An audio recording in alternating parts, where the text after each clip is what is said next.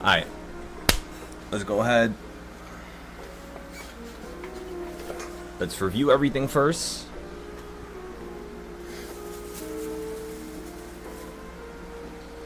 We know the market's running up higher. We know today's the last day of August. When the market runs up slightly higher than yesterday's high, we're going to be looking for an opportunity to sell out of some of the calls we bought throughout the week at the bottom.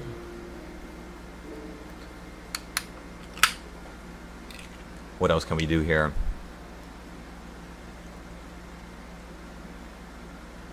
Yeah, I think that's all. Honestly,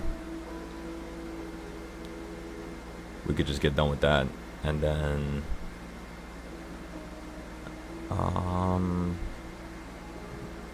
the new high we're gonna sell there. Let's start looking at the weekly again. That's what we could do right now, because we haven't looked at it in a couple days, like precisely. So let's go take a look at that right now.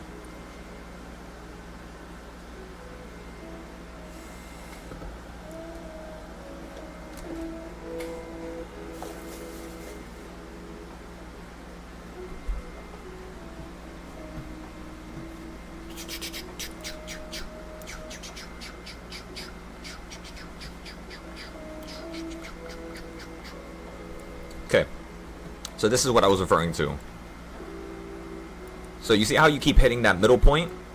What I want to see, personally, for me, is since you already hit the middle now, I'm happy.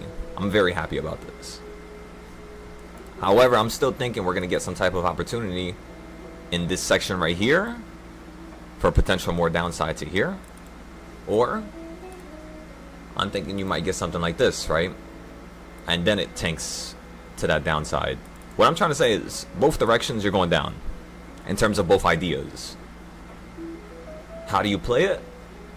The one where you want to play this is basically 5 to 10 day options, right? So as it starts running towards the tops up here, you want to get into puts 5-10 days out for you to play back down to here.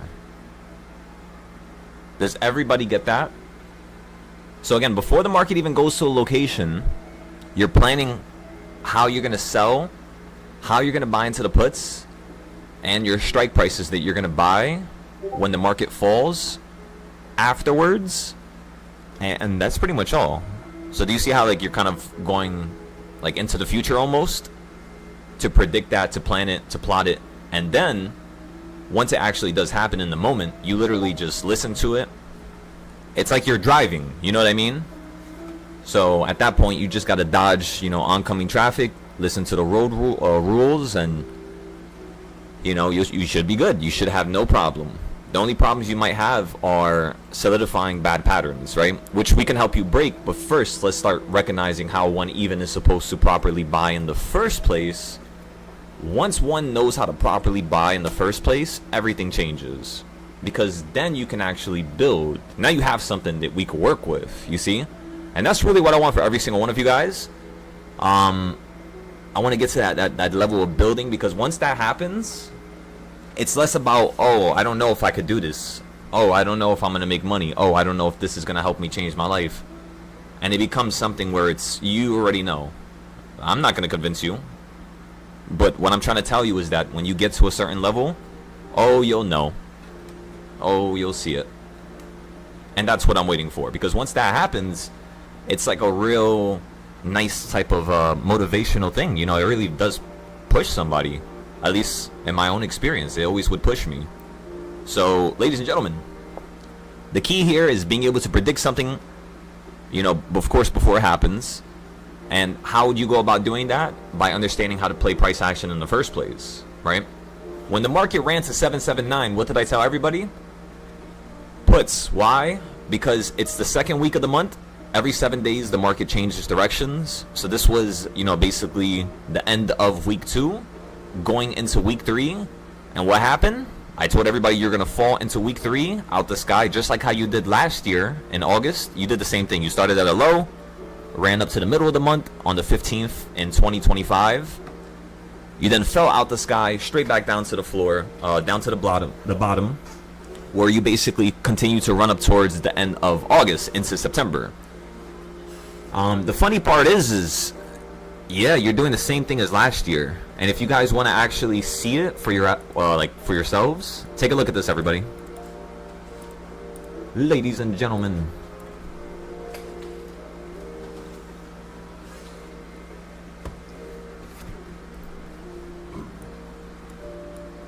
All right, let's take a look.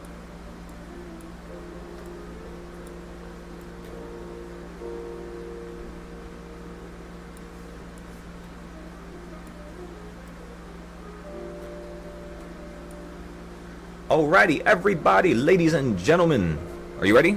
Okay, so look, this is last year. This is 2025. What did the SPY do? It hit a low on August 1st. It ran to up here, which was August 15th. It fell down to the 21st, which was the end of week 3, going into the last week. And when you hit that low down there on the 21st and 20th, you're supposed to hit a low, right? And then you're supposed to run and rock it right back up. This is what I'm waiting for today. So you kind of already did most of the trend to the downside. You're kind of like right here.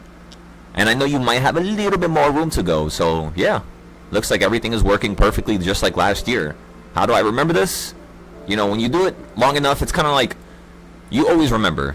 Does that make sense, everybody? It's like you love hiking and you go to a certain type of spot and you automatically know that hiking in this type of area can, you know, cause certain trouble. You have to worry about certain things. It's like an automated type of thing that you remember. And then every hike that you go on afterwards, you're able to actually define it, talk about it, bring up certain aspects of it that maybe some people normally would forget. That's what happens when you start becoming really good with trading. You just remember everything for some odd reason. That or I forgot about everything that I did in school, because I don't remember the shit I did in school. And I always had a thought that maybe like memory, like the way your brain works, how do you say it? Like you kind of run out of storage. That's how I thought originally, but that's not actually how your brain works. It's basically almost an unlimited storage. Of course, the more information you see, the more how do I say it? The more your algorithm in your brain might lead you to something that's not successful, or you know, something that's proper. But at the same time, vice versa, we can also bring up the conversation and subject that, you know, you allowing yourself to see stuff in one format also means it's being sawn or being seen in another format. It just depends on, you know, the perspective that this whole situation is being taken through. Again, the whole point of this conversation right now is just the idea that one is able to actually predict how the market can work and run and, you know, move correctly and trade that market, whatever market it is, of course. And at the same time, you know, they're trading it, they're being consistent, they're doing the same things over and over again, so they're not overstimulating their brain. That's why you guys never hear me talk about news, or never hear me talk about too much politics and this and that. I might give just my view here and there, but do you guys notice how like I barely talk about certain things? It's literally reversal points, this, that, because that's right there going to be the one reason as to why you're consistent. The inconsistencies won't even be able to pop up because I'm not, you know, basically creating that environment.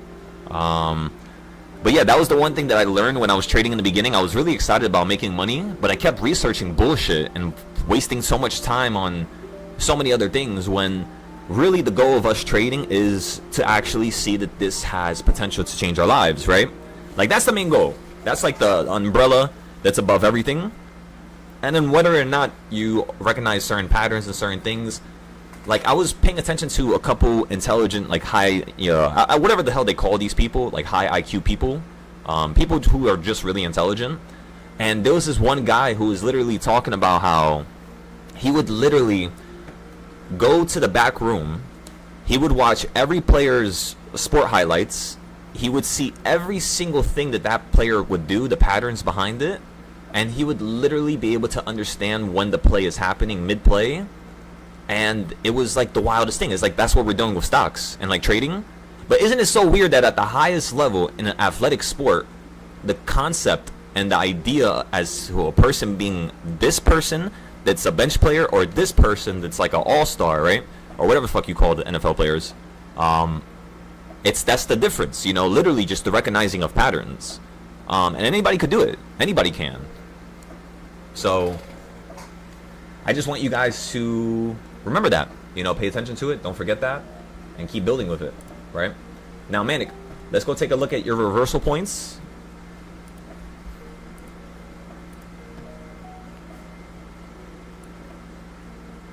Remember, yesterday I had one idea, simple idea. We just said puts all the way up here when the market ran to the top. And then, oh yeah, yesterday we also played calls at the bottom. So we played calls at the bottom, puts at the top. Pretty much is what we did yesterday. And then today we're waiting. I want to see the market hit a new high, higher than the pre-market high. And then once we do that, maybe around like 774, 776, we'll play some puts.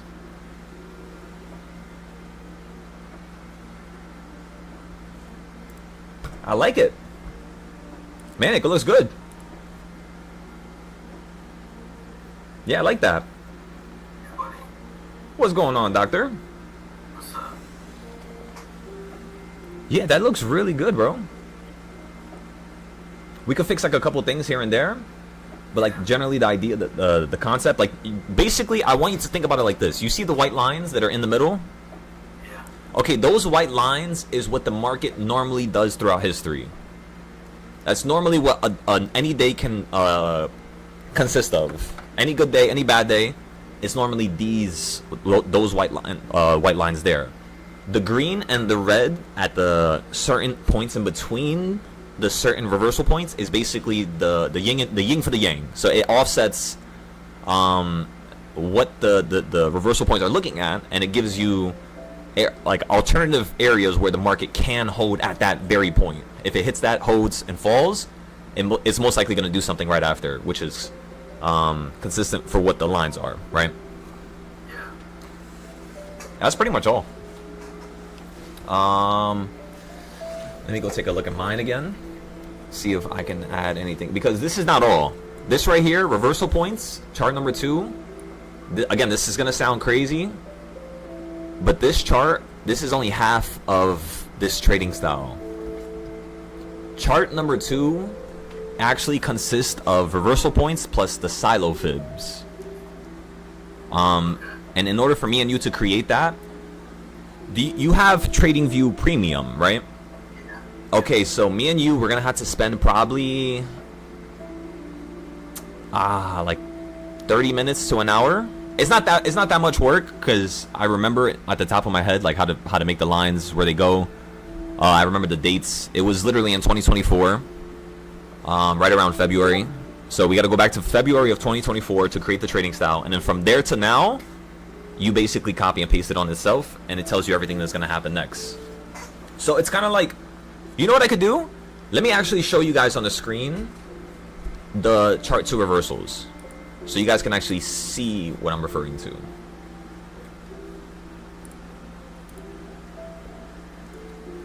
But yeah, this is way easier to do than the reversal points. To understand it and to trade with it, I'll be honest with you, it is a little harder to do, but it's not too difficult, you know. Okay, let's figure out where the hell did I put them. First of all, let me close this here. But every single day when I would take notes, I tested different things, different concepts, different ideas. And last year, what we did was we tried something like this, and it worked out pretty well. So this box right here basically chops up all the fractions, and then you have all these little circles in between, which basically tell you like, hey, if the market opens up at this circle, and it's a bigger circle, you want to go with a certain type of entry. If it's yellow, it's a certain type of entry. Maybe it's more like 80% bearish. So you could probably get a call in that area, but at the same time, those areas are mostly bearish. Now, if you look at the left side of the screen to see how they were working, like when the market actually ran up. So I have a little circle right above this yellow one, right? If we go right here to the left, you would see that basically the blue circle is exactly where my cursor is right there. When you ran up to that point, you got slightly higher than it, and then you fell inside of it. So you would be down on that type of trade. Like, let's say if I went short right there, like literally right there at that area, middle of the day, kind of like what we're going to do today. It still has the potential to go up to here, and that's why I always save money to average down.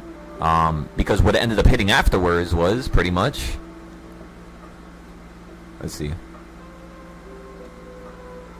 it hit right here. So right here in the middle. What is that?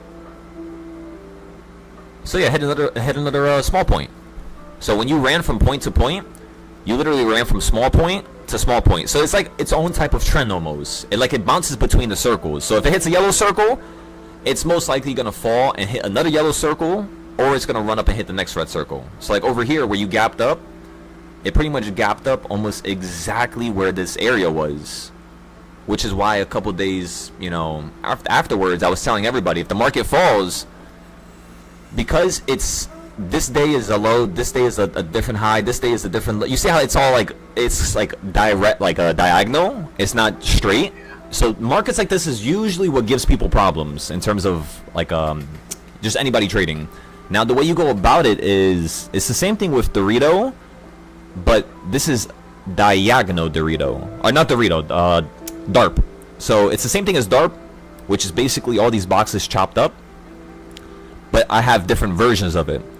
So as you can see, I have the line at the top that goes from left to right, and that goes from another time in history. And then if you go ahead and look at the interior of it, you would see that I have all these diagonal lines in between. Now isn't it wild, Manic, that I could use, let's just say, a line from down here, right?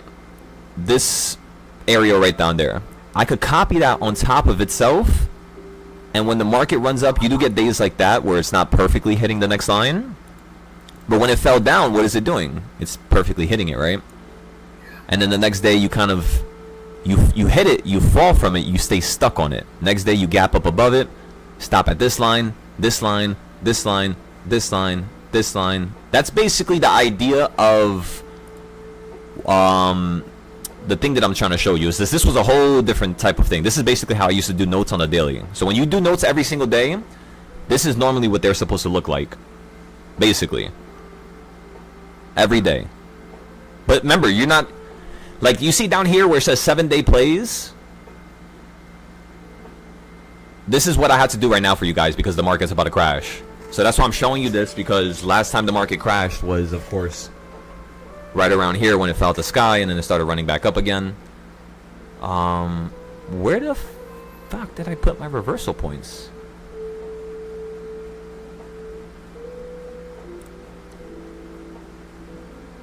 Holy guacamole. Where did they go?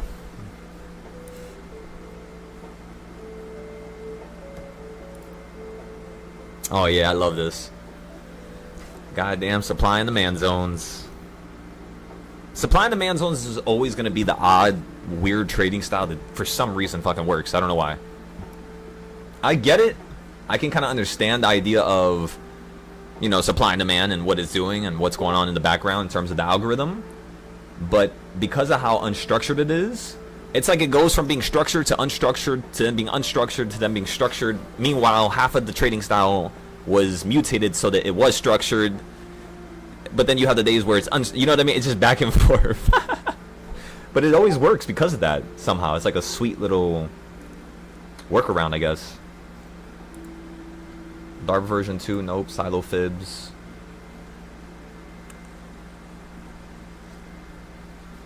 Let me see. If I search up on the top right of my Discord, chart number 2. Chart number 2.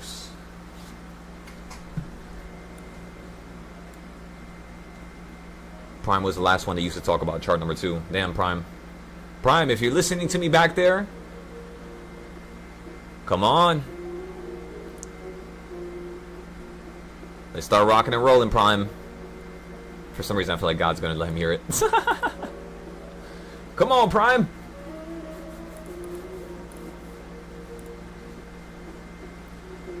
So, one of the members that joined recently, his name is Dio, Digital Mafia. He is basically one of the best Tesla traders that we had the luxury of, you know, being around, helping. He helped us. It was back and forth. It was awesome. This guy was literally a money machine. And yeah, it sounds like he's back after all these years. And I'm so excited for you guys to actually learn beside him. because it's definitely gonna be awesome. Because he definitely has a lot of stuff that I gotta show him now. But yeah, I wonder how it's gonna go. Again, when sometimes when a person makes a ton of capital at one point in their life, it zaps their it zaps their neurons, honestly, in their brain. It zaps their whole chemical factory and makes it weird and makes it all over the place. And sometimes a break is really what a person needs in order to reset. Because usually every single break that I took when I was younger from trading, for some reason, when I would come back, I would be better. I have no idea why.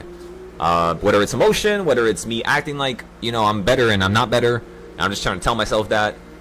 I always felt better. I always felt like it was easier. It was less work. Like I didn't need to, you know, get sucked into this and do something for nonstop and let my brain, you know, not have the ability to breathe or whatever. But yeah. Okay, so let's go take a look, ladies and gentlemen. Chart number 2. Where's the pictures?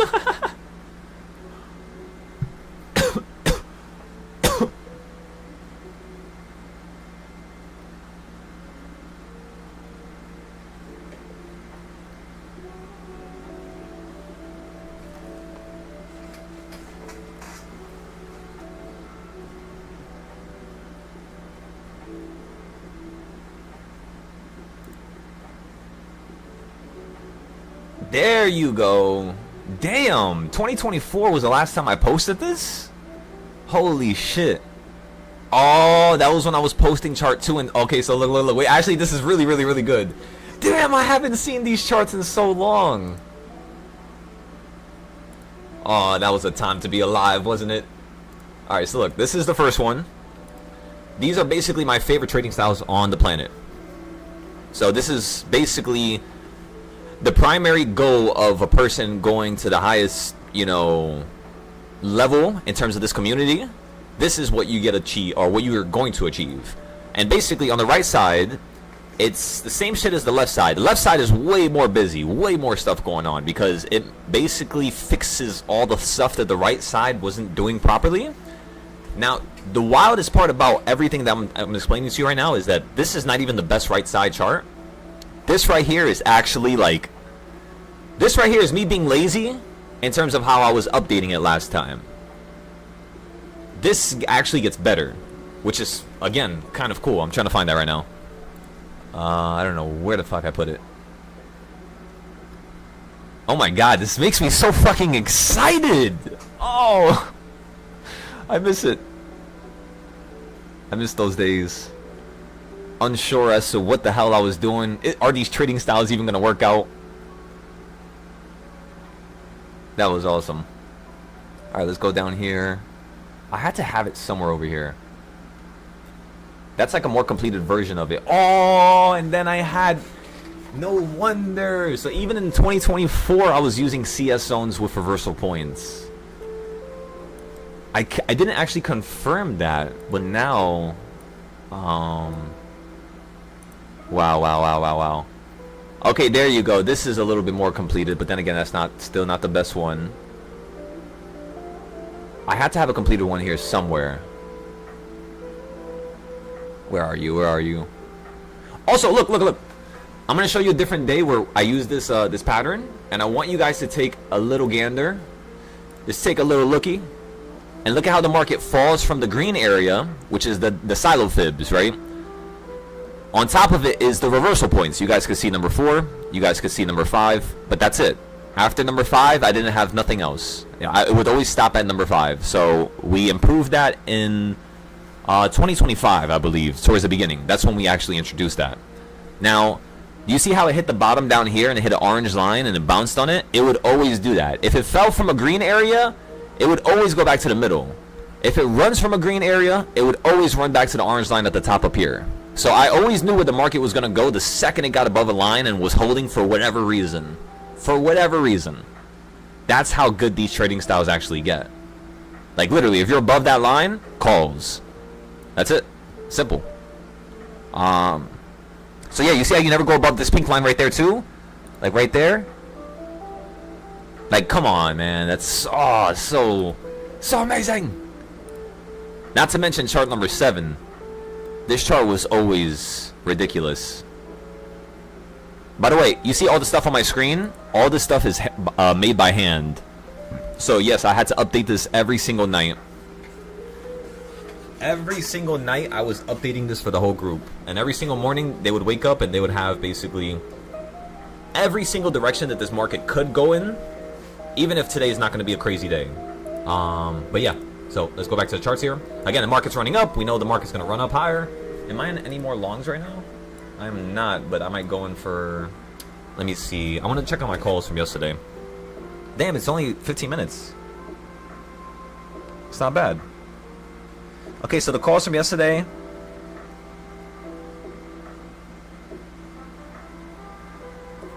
Oh no, I have puts. I have puts. What the hell am I talking about? I have puts. Yeah, we got puts for the 31st of August.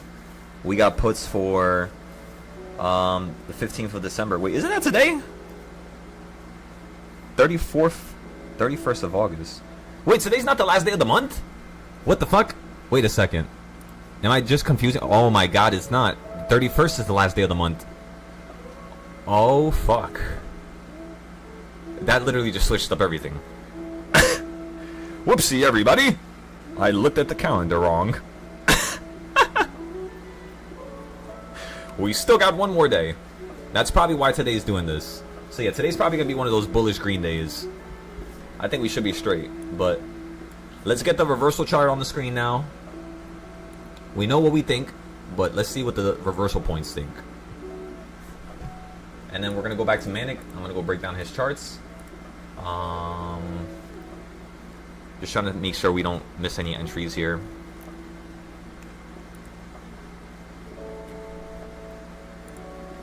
But how does it look, Manic? Do you like the other trading style? I think, in my opinion, Yeah, definitely. in my opinion, I do think that you would probably like number 7 better. It's okay. So this is gonna kind of expose a secret, but because of the way TradingView is, what we're gonna do is I'm gonna give you a funny little brain, kind of like a brain, whatever the fuck you want to call it, like I don't know, just make your brain think. How many angles are inside of a circle? Like how many? Like what is the degree of a circle?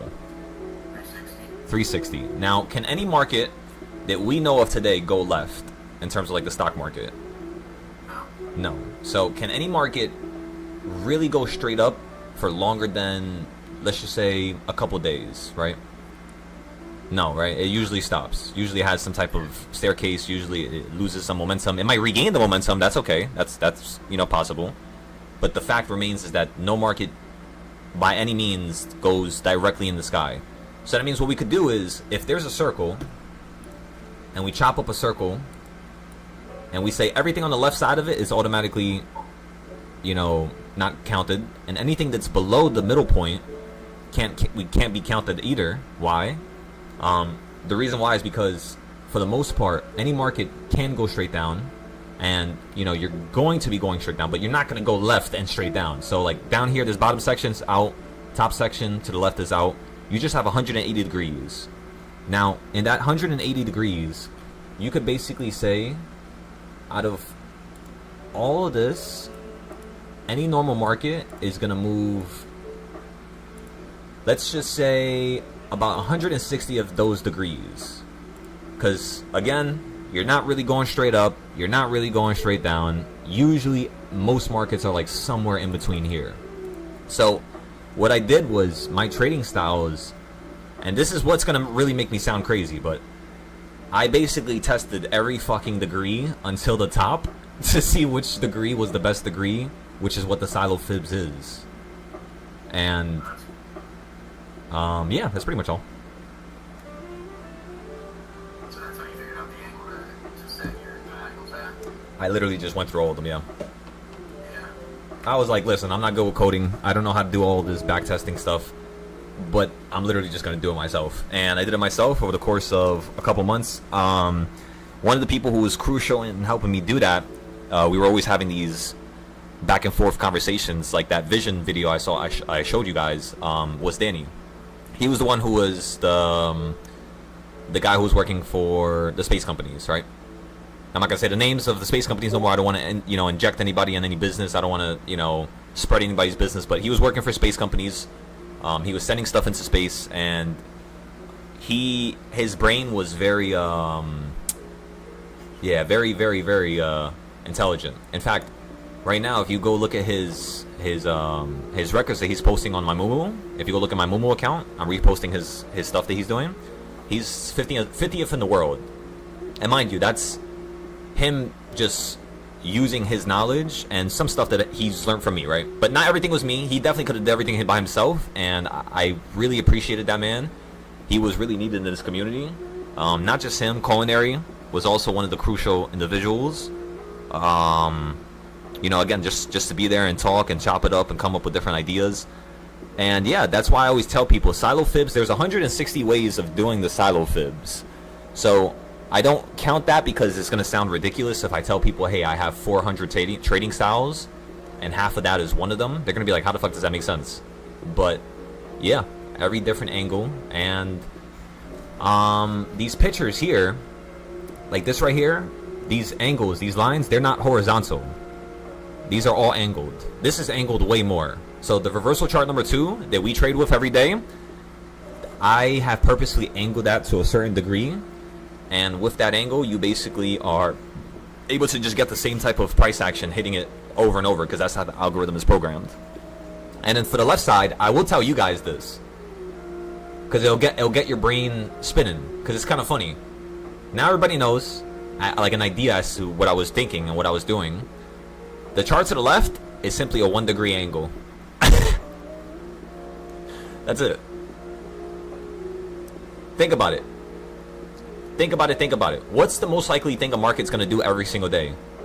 Hit a 1 degree angle. That's the smallest. And somehow it fucking translates to actually working out. It's so stupid. But yeah. Ladies and gentlemen, I'm telling you guys, like, I know I sound ridiculous, you know, sometimes, and I talk about these random things, and I get stuck in these echo chambers of talk and, you know, concepts, and I don't want that to destroy the intelligence factor. But yeah, everything I did here was completely, you know, by just thinking about it. And you guys could do it too. You literally could do it too. You just got to build every day, build, come up with ideas, actually ask yourself the questions that you really need to know, and yeah, just keep progressing. Meech, you remember this. Meech, you were here around this time, right? Or am I bugging?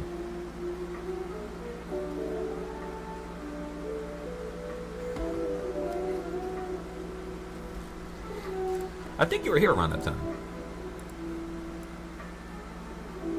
So yeah. Now, you know what the problem is, right, Manic? The reason why I said 1 degree angle is, I mean, I could say nothing, but I'm gonna tell you guys right now. If I click right here and this says 70 degree angle, right? And I always show the stats, right? If I zoom in my mouse one time, what happens to the angle? It changes to 71.42. So how do you know that your 1 degree angle is the right angle? You see, that's the problem. And I can teach you how to do that. But You need a point of reference. wait, say it again. You need a point of reference. Exactly. Yep, that's all. That point of reference will basically lay out the foundation of what's to come next. So determining the point of reference is, how do you do that? So it's hard, it's difficult. It just depends, because like I would do it different ways. Like I told you, the silo fibs, there's about 160 ways to do it. But if you simplify it to just a few different alternative versions, I would say there's 16 versions in total. But then you would multiply that by 10. So for the 16 versions you have, there's 16 ways that you can always make a silo fib. Some charts, let me show you.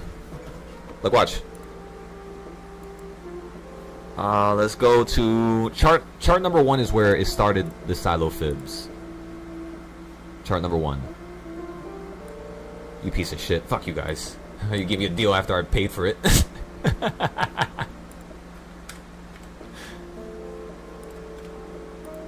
Okay, perfect. Boom, boom, boom. Gotta get that. Boom, boom, boom. Alright, look how ridiculous this is, everybody. This right here is the strongest silo fibs chart I've ever made. And look how the market's still reacting to it. You hit the middle, right? Back to the bottom, or back to the quarter point, back to the middle. And this right here tells me, alright, for any reason, if I get lower than this white line, I'm hitting the bottom, and if I'm potentially going to go lower. And I might fill somewhere in here, because you were running way too quickly in the beginning of August. You know what I mean? So I could definitely see the market pouring somewhere down into here. And that's how I would always basically trade with this style. The second it's below it, I get calls. The second it goes inside of it, I sell it. Now this was the problem. This is why we kind of had to create and fix up the other trading styles, is because you just fell out the sky. And yes, you could say, hey, Silo, if you grab these lines here, couldn't you have copied it to the bottom of itself? And the answer is yes, we did that, but not here, not on this chart. This chart is always just supposed to be the original. So, yeah, this is from March of 2024. It specifically focuses on certain highs, certain lows, certain qualities like that. For example, I think if I go to QQQ should popped up. It should be filled with those lines, because I was testing something different. Do you find with ETFs that those work even better just because you're getting an average of multiple companies combined? You see? Or I guess spot is similar to, but rather than like direct a single ticker when you're trading with that style with ETFs, it works better. Correct. The exact way your brain right now is trying to make it make sense is the exact way that mine did, and that's the reason why I mainly trade ETFs. But then I'll have the occasional, like, let's go look at we'll look at Target, for example. We'll look at a couple names. I want to show you guys some cool stuff that you're able to do with these charts. So this right here, it looks like I know what I did here. Okay, so I deleted my old chart. I put the all-time Darp here for QQQ. This is I know when I made this. This is definitely the beginning of 2025, because in 2025 I was trying different ways of making these blocks. Like, I wanted to visually be able to have you guys understand the entry points without getting confused. So every entry point would visually look different, and it actually did cause a massive difference. Like, for example, you see how when the market ran up to this area right here on QQQ 537 in February, so I was on a trip right here. This is when I went to Hawaii, and I saw it hit this area here in December, and I was just like, fuck, the Nasdaq hit something. SPY hasn't hit that high yet. When it hit the same area again and SPY hit a high and this didn't, I told everybody, yeah, you're getting some similarities between the two titans. It looks like this market's potentially going to fall down to one of these lows here. I just didn't know which low, and yeah, ended up falling down straight to this low down. I mean, actually, I did know which low, but yeah, I fell down to this low. As you could tell, it was pretty perfect, and yeah, then the market continued to run up higher. When you hit my green circle up here, this was like a put area, as you could tell, when I drew this line over here, and yeah, the market fell from there. And now you're at the final location, which is all the way up here, which is where the market's falling from. So that's why I'm getting a bunch of puts now, because it's kind of like this is the yearly level. This is what we were thinking last time. But there's nothing else I could really be able to... You know what I could do? Actually, I got you right now. Look at this. Chart number 5. You guys never see that chart no more. This right here, brother. This is silo fibs. This is how nuts it gets. The craziest part is, look at how the market's touching certain lines later on. Wait, this is kind of... It's messed up because the hours. Wait, give me 1 second. That was also the another annoying thing, is every single time you would create the silo fibs, you had to fix them on the same time frame, or else they messed up. I have no idea what the fuck is going on here. It's not... Was it because it was adjusted time frames? Nope, not adjusted. Let's just look inside of here, right? So I created these lines from, you know, the left side, and using the left side, you see how the market runs into this green and yellow area, then you collapse. You're obviously falling through it. You hit the red area. You're holding around the red area. It's not perfect. It's not telling you exactly where the market's going to go, but it's basically, it's like me being able to throw, it's like me, I'm the Flash. Imagine I'm the Flash, and then I'm entering like a million different combinations at the same time. That's what these lines are doing. So they're not going to be perfect. At least this version of it was never perfect. Later on, you'll see what happens next, which is, let's move on to the later version. This is one of the final versions.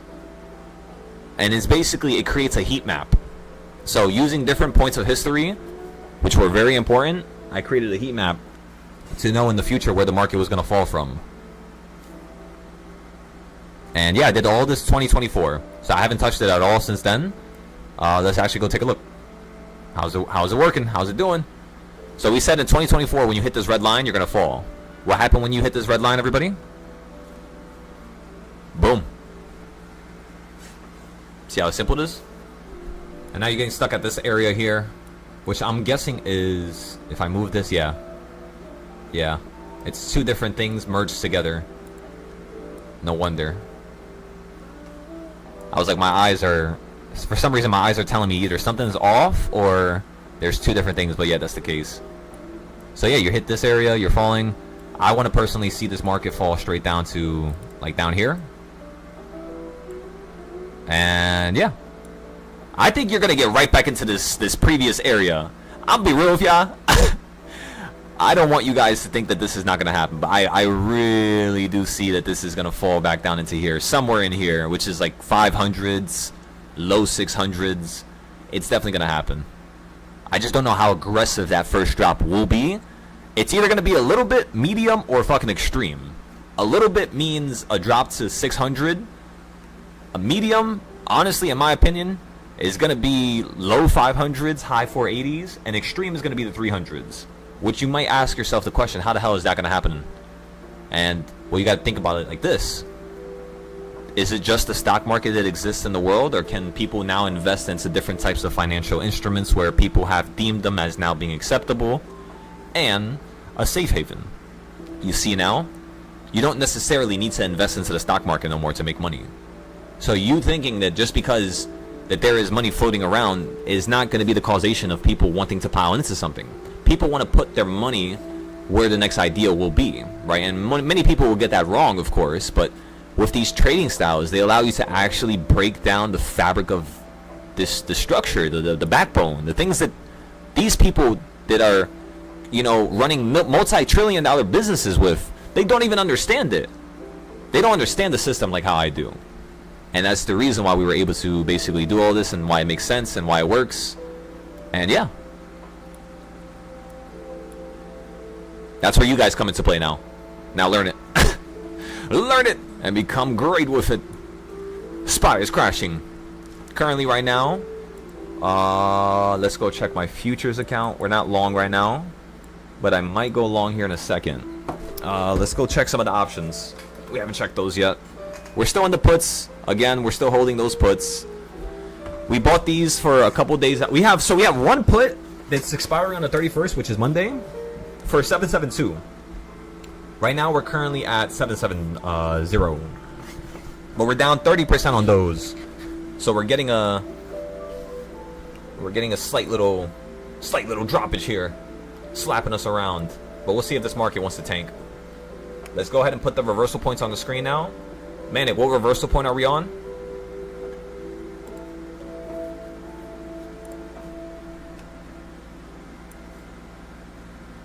You said 1.5. I said, what reversal point are we on, Doctor? Oh, we're on 1.5 right now. Oh, we're on 1.5 right now. Okay, so give me 1 second. Let's go ahead and update this real quick. 1.5, ladies and gentlemen, 1.5, 1.5. 1.5 is what type of setup? Just so everybody knows across the board. Is it a C? Is it a B? Is it an A?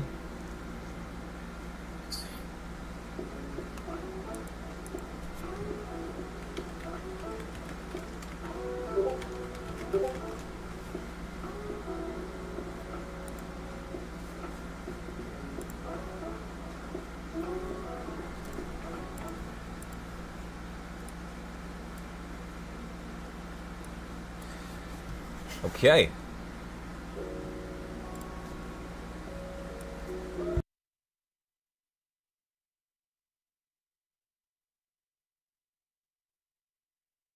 I don't want to listen to this whole song, but I do want to listen to this one part. So give me 1 second. My brain just wants... I don't know, my brain's weird. Ignore me.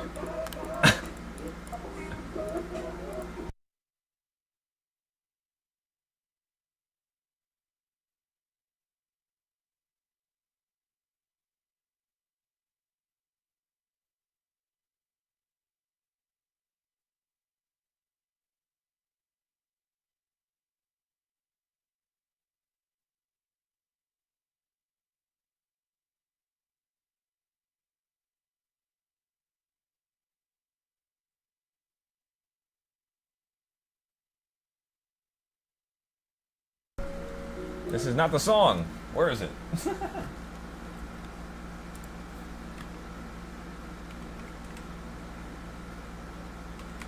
I think it actually might be the song. It is the song, never mind. I think I missed it.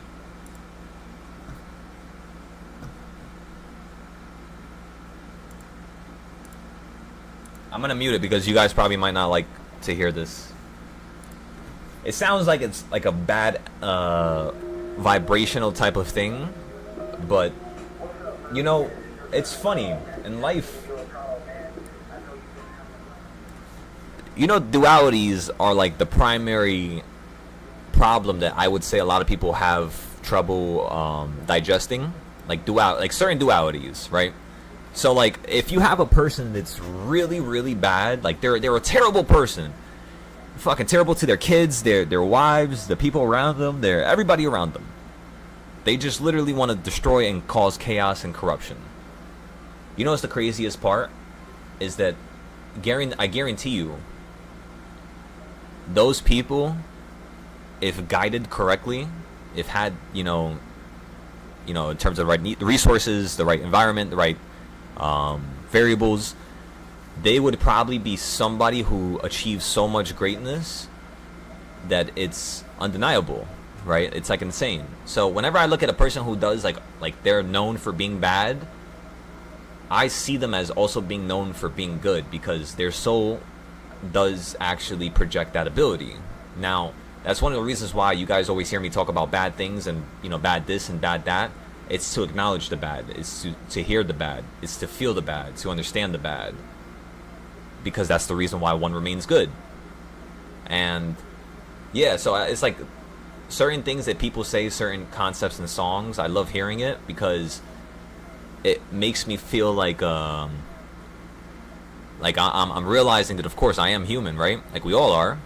But at the same time, hearing certain things pushes your brain into these echo chambers of improvement and thought.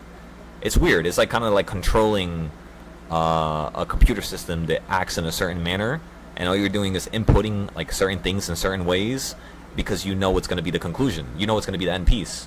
And yeah, that's practically what I do here with, you know, the negative stuff, and it's transmuting. It's like alchemy is the idea. So, ladies and gentlemen, say that. Follow up with what you said. You actually broke up one of my favorite words. I love the word duality. The first time I heard it was when Jay-Z mentioned it, the duality of a black man. It intrigued me that way because being black in this country, you have to have duality because most times the environments you grow up in, you have to carry yourself a certain way so that you don't become a victim. And if you survive that and you get out of that and you get into the corporate world, that whole mentality, you still carry it because you're like, at any moment anything can happen, but then you have to have a duality to be able to talk in these meetings, in these rooms, and carry yourself in a certain way that you don't make everybody feel scared of you and things like that. And I feel like you say, usually it leads to greatness because I feel like most of the dudes that I've seen that came from the street that transitioned into a different life, they can project themselves a lot better because they came from that background and they don't have as much panic in their soul because they already know what they've been through. But now they're putting into something else. So that's what I be trying to tell my cousin that was in the streets. I'm like, you keep wanting to be depressed about what you've been through, and you probably had a greater story if you just put your energy into something else now. But yeah, that's the duality. That's one of my favorite words. Though. No, I love that. You know what's crazy? When you were saying that, and while I was really trying to understand it to like a different level, because, you know, obviously in no way, shape, and form am I, you know, dark skin, or am I from, you know, a different country. I look straight up like a white person, straight up. So that's what most people are going to refer to me as. So it's like, you know, the way I live life and the way people looked at me and the way people made me feel is going to be one thing. And I would always call that bullshit when I was younger, because I would always have friends, you know, in the Bronx, and because I grew up in a different type of lifestyle than a bunch of other people. And knowing it and hearing it and feeling it is one thing, but then when you actually can digest it and see it, and there's a pattern that rings in your head, it's like, all right, there's a problem here. And when you were saying that, you know what that reminded me of? It's like every single day is not that you're walking on eggshells, is that the way that things are profoundly understood by all parties in whatever environment you're in, it's like anything could be taken from you unfairly. That's like literally what I felt right there. Like it's the idea of anything being stripped from you. So in terms of projection, in terms of the way people view certain people, there's a certain type of image that they have, whether it's being more angry, whether it's being more, you know, violent, whether it's not being violent, whether it's looking violent, whether people are being scared. It's so odd. So I can't feel it.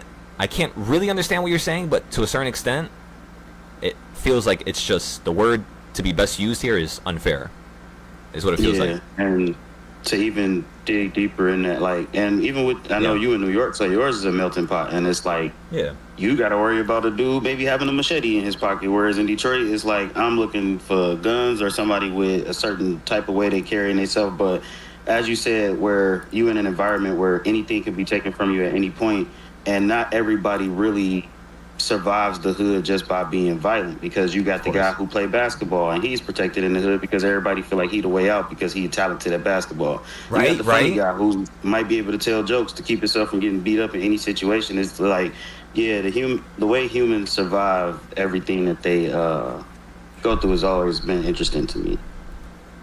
No, it definitely is, because like it brings up the concept and the idea of, if I really want to change things around me, right, and I really want people to really feel loved and to really feel like they had like a superhero by their side, it's like you had to understand the way that the way certain things were solidified into words, into phrases, into colors, into certain things. Like everything was designed a certain way to give you a certain feeling, because, you know, these people are very intelligent. Same thing with music, right? Using music to stimulate certain vibrations so that it either heals or causes like demons or causes this negative energy. And yeah, it's so wild when you get into those echo chambers of thoughts, because that's really the stuff that people don't really want to talk about, and that's like the stuff that really holds people back from that next level, that next world, right? Even with I did more research on, being black, I grew up listening to Earth, Wind, and Fire, but that frequency that they recorded their music on is a frequency that most record companies don't even allow people to record on anymore. So it's a reason why some of that older music make you feel a lot better than a lot of the current music. That made 100%. I know exactly what you're talking about. Yeah, 100%. Because you know what's crazy?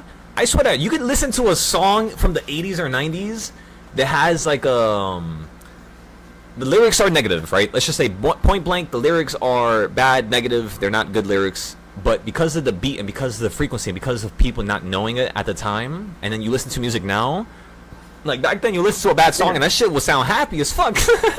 Everything Rick James was high as hell talking about the craziest shit, but it felt good. Right? I swear, yeah. And then once control is brought upon, because you got to think about it, the idea of the human is to be free. That's the reality of this earth. It's the ability to choose anything, good or bad. Now, when that is controlled, naturally what's occurred is the control of who's the operator, right? Like whoever's the showrunner. And sometimes whatever they want is not going to be in the best interest of all, because they're one person. They're not a human. They're not a god. They don't know what everybody else wants. So the best thing to do would be just to do one thing, and one thing really good. And that's what they, I guess, tried to do in their own mind, but then they become delusioned, and it's so much problems and so much different things. And what I'm trying to say to you is that the world around us was built by another man, of course. But now because of the missing pieces, it's like, imagine if there was somebody that picked up on the bad pieces of every man and was able to fix it. That's a problem. Because they're going to be the person who really causes, like, destruction upon humanity. Because they picked up all the bad pieces, and they could see the patterns behind hundreds of men to be able to perfect it and create this ultimate type of weapon to go against everybody. And I feel like that's basically what's been happening in the last couple of years with like entertainment, with movies, with shows. Like, I go on YouTube and I see something on a YouTube short and I swipe again. You think it's just the surface level of shows, movies, and TV, what they feed us, everything, the fluoride in the toothpaste, everything is. They got some. I seen. I'm big on conspiracy theories, so I could go down the rabbit hole pretty far. Of course. But the ways that Hitler would be able to control his people in his concentration camps, it was fluoride in the water. It was a lot of other things that people wouldn't necessarily think would be used to control somebody. You already got them captive. Why do you need to control their mentality, their ability to manifest, their ability to tap into the supernatural powers that people don't necessarily? Not just that, but birth control as well. They don't filter out birth control from the water, the city's municipal water supply, whatever the fuck you call it. They leave the birth control in there. So when a woman goes to use the bathroom and she has birth control, all that water is getting recycled back into your water when you brush your teeth, when you take a shower, and that's the reason why there's a lot more. I'm not gonna say the word because YouTube's not gonna like me, but yeah, that's the reason why there's a lot more people like that. It's because men are getting female hormones when they're not supposed to. That's why I have a fucking problem with eating. I don't want to eat nothing. I don't even want to drink water. The plastic and all that stuff, and you know, plastic is basically killing men for fertility. Because I'm gonna mute my YouTube. I was just about to speak on that. Yeah, I'm gonna mute my YouTube because I don't. Osmosis water filtration system. Tasting water you ever had. Oh, you're definitely right about that. Actually clear the water out so much that you got to add minerals back to it. That's what literally. I cleaned it out, and then I have two of them because I have one running to my reef tank, and then I have one running to my kitchen sink. So I forgot you're into that stuff. Yeah, the one that that is drinking, I run minerals back into it at the very end. So, but yeah, I mean, there's a lot of stuff in our water that really affects us and our mental state, and like you were saying, I feel the exact same way. Like the pseudoscience items or supernatural type things, that we have a lot more capabilities than what we know, and we're being limited by some of the stuff that is happening to us passively, really. Yeah. Which is so funny because at the same time you're again, the duality of life. At the same time, you're getting an assertive stamp in terms of one side of the aisle wanting to pressure the other side so that they change, become more negative, become more hateful, become more chaotic.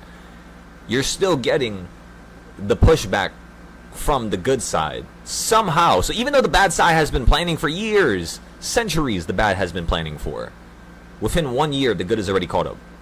That's the reality of the bad. That's why they always try to put down and always try to remove and always try to hate on and always try, because they don't understand the quality of having that special gift, which is given to you by God once you reach a certain level, in my opinion, of course, in terms of consciousness. So once you reach a certain level of understanding of yourself and everybody around you, it's like a gift that you're given. So if everybody here wanted to really change their life, the first thing I would tell you is literally just get yourself into an area where you're by yourself and you could just sit for 5 to 20 minutes a day and just think. And I swear to you, just doing that is enough, because it puts you into these like hyperactive thoughts. All it takes is you to get lost into one thing, which takes 5 minutes, like a certain type of meditation. It's a video on how Tom Holland literally manifested his life. Really? Current that, yeah. That's cool. It's like 3 different things. I know they asked him what was his celebrity crush, if he could date anybody, and he says Zendaya. He has the woman. When he was a kid, they asked him if he could be anybody when he grew up or anything. He said he wanted to be Spider-Man, and he's playing Spider-Man. And it was one other thing, I can't remember what the other thing was, that he, I think it's something with a video. But like his video of him saying he wanted to do all these things. Pretty crazy. It's crazy because when I watched that movie, for some reason there was this supernatural type of pull to it. I couldn't explain it. When I watch movies, I'm so fed up. I'll be honest with you guys. You guys know how I am. I get so fed up with certain things where I'm just like, all right, all these movies are ass. All these games are ass. That's why, like, me playing Destiny the other day and feeling like how it, it felt to play a game again. It was like, am I creating a reality that's... I'm doing exactly what they're doing. And then it's just like, all right, wipe. Wipe it all. Wipe all the hard drive. Wipe everything. We got to wipe the brain, and we got to start brand new. Because at this point, this is going to go down, the wrong path. And so it's just like with certain levels of thinking about the world and, about water, about spirituality, about, like, the meaning of why am I even here teaching you guys? You know what I mean? Like, all that stuff really does pop up in my head every single day, and that's one of the reasons as to why I have trouble when my body is telling me I don't want to do this no more because of how boring it gets. But I'm the person who's making it boring. So I'm creating the reality, the perfect reality that would allow me to actually run away from something. Ladies and gentlemen, to me that sounds like a plan from the enemy. I don't do that. A perfected reality where the things that I do would make me feel bored. Huh. That's funny, isn't it, huh? That's the problem. Is when I started noticing that even the bad patterns were patterns that were attacking me. Now I feel like there's a problem. Now this is all gonna stop. And I would feel like that's really when I grab, life by the neck, and that's really when change happens the quickest. It's recognizing the second when you're under attack, mentally, physically, spiritually, and instantaneously creating an environment where you can actually, how do you say it, kind of bounce back from it, no matter what. But yeah, when I was watching Spider-Man, it was kind of funny. It was a good movie, really good. Like, I liked it a lot. I probably knocked out for like 30 minutes because it was like 3 a.m. when I was watching it. I think it finished at like 5 a.m. when I left Manhattan. But, and first of all, I didn't even know fucking movie theaters in Manhattan go that long. But yeah, it should be open all night apparently. If you guys never watched it, you should watch it. X by X. Let me see what this is. Spider-Man. You watched it? Yeah, I seen it. Yeah, I went to the drive-in. It was fire. You know what's crazy is that concept of being erased by everybody. It's like something that I've always thought about every single day. Because like the less people that know you, the less people that are in your circle, the less people that are involved, the more change you're actually able to make. Yeah. Like you could be one person this day, and then the next day, completely different person. And you won't have to worry about, hey, you were this and this and that last week, and oh, you think just because of this you're gonna become, you know what I mean? It's those people. It's that pullback, that pushback. But that's the enemy. That's a foreign, and what is it? Is would I say antibody? Like a foreign, whatever, a foreign cell inside your body, and your antibodies are recognizing it. Yeah, there you go. That's how I would say it, I guess. But yeah, it's multiple ways. A virus can hit you in multiple ways: mentally, physically, emotionally, anything. What is this, John? What am I looking at? This looks crazy. So first, overall, karma, control, body. I mean, yeah, karma is very important. That's why I always believe in actually helping people who have, maybe less ability, but the actual want to do it.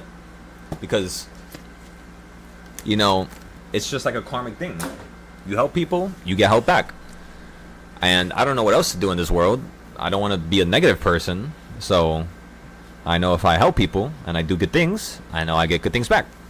And as long as I do that, shit, I should have an easy life, hopefully. Maybe not an easy life, but a fun life at least. And yeah, I feel like it's kind of simple. Everybody should believe in karma. If you don't, incredible goals and habits, held himself to since childhood thanks to... Oh, okay, so he was a player, specifically baseball.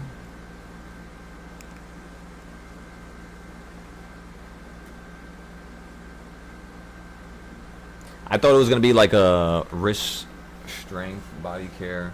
So it's like, you see, that's one of the things that makes sense, but it's so much complexity to it. Simplicity is born through complexity, right? So I'm not saying complexity is bad, but what I'm trying to say is sometimes complexity is the one thing as to why some people can't understand it. But to make that at 15 years old or in like a middle schooler, that's fucking crazy. That's like I mean, it makes sense. It's not too hard to do. Let's be honest here.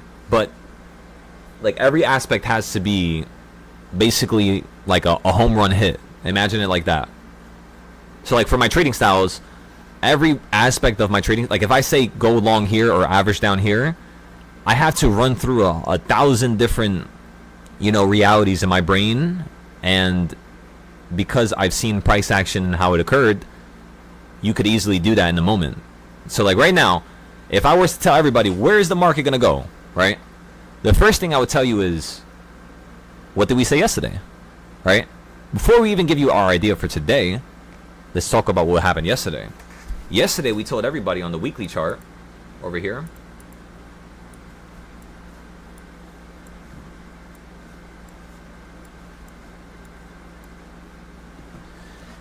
So, yesterday we told everybody we wanted to see you go a little bit higher. It definitely could fall from here. However, I wanted to see it breach somewhere into this top section.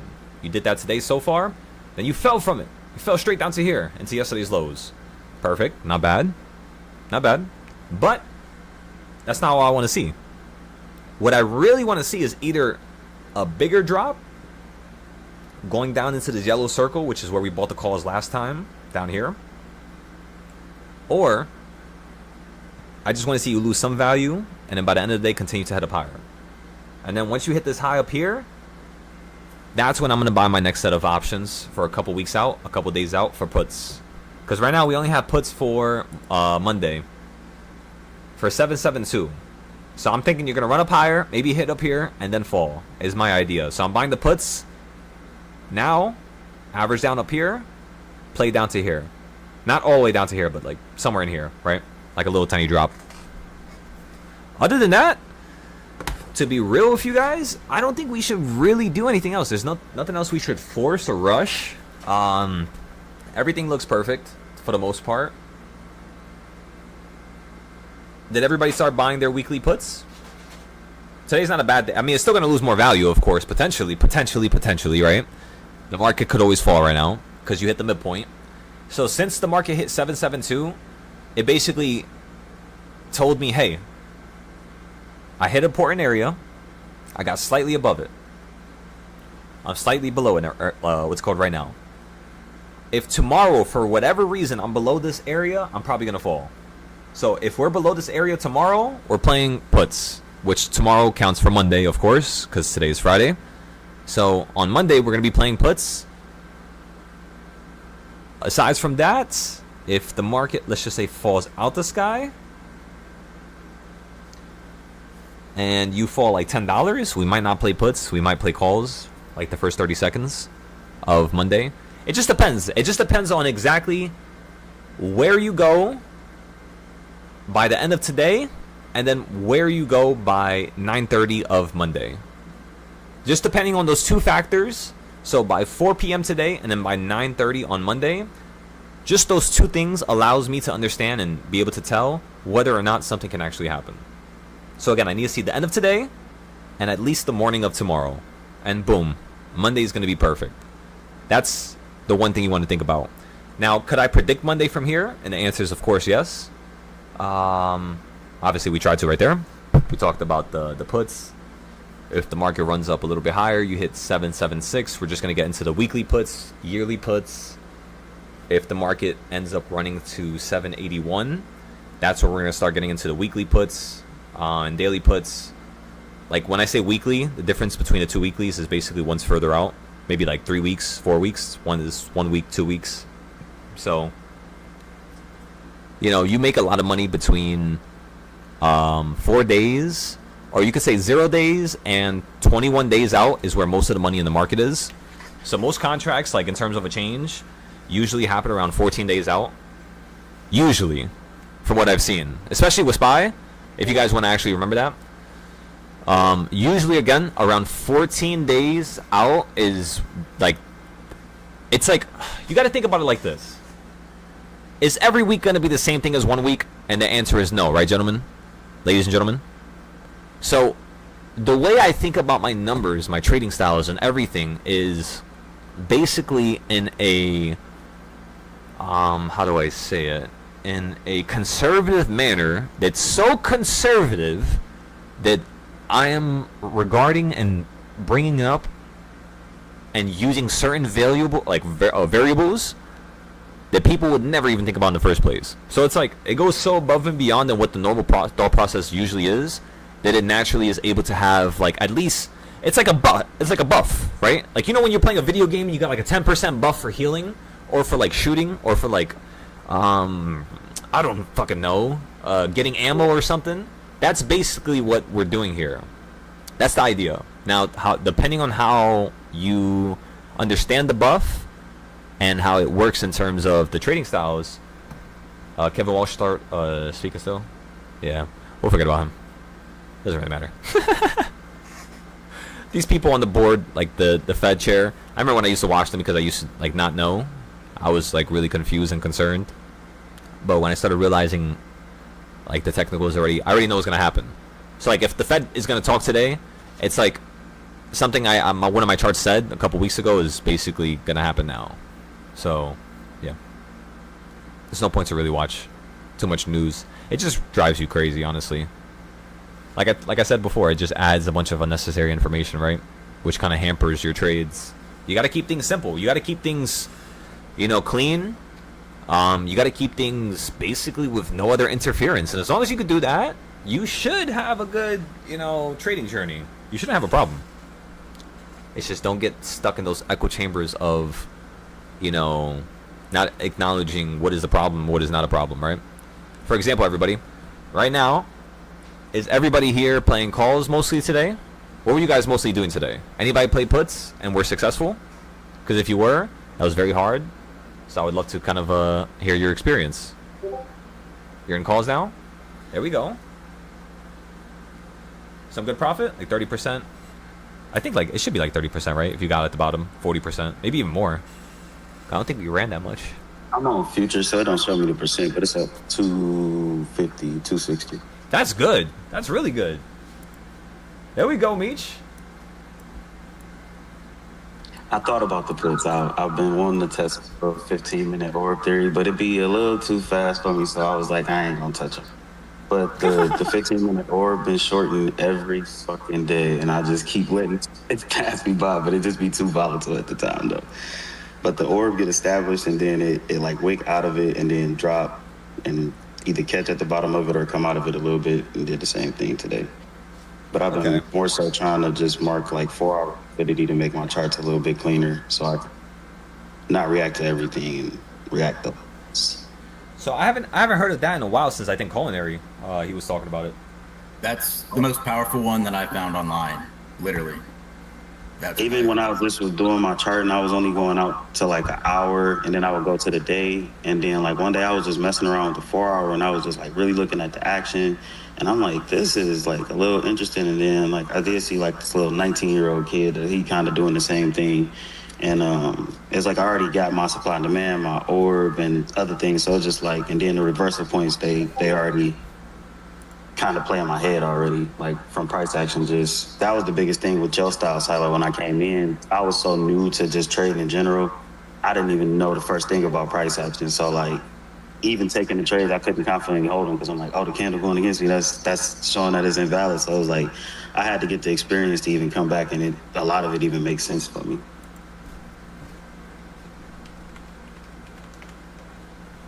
Okay, so then I'll take a look at that, because I would love to include that into just what we got going on here.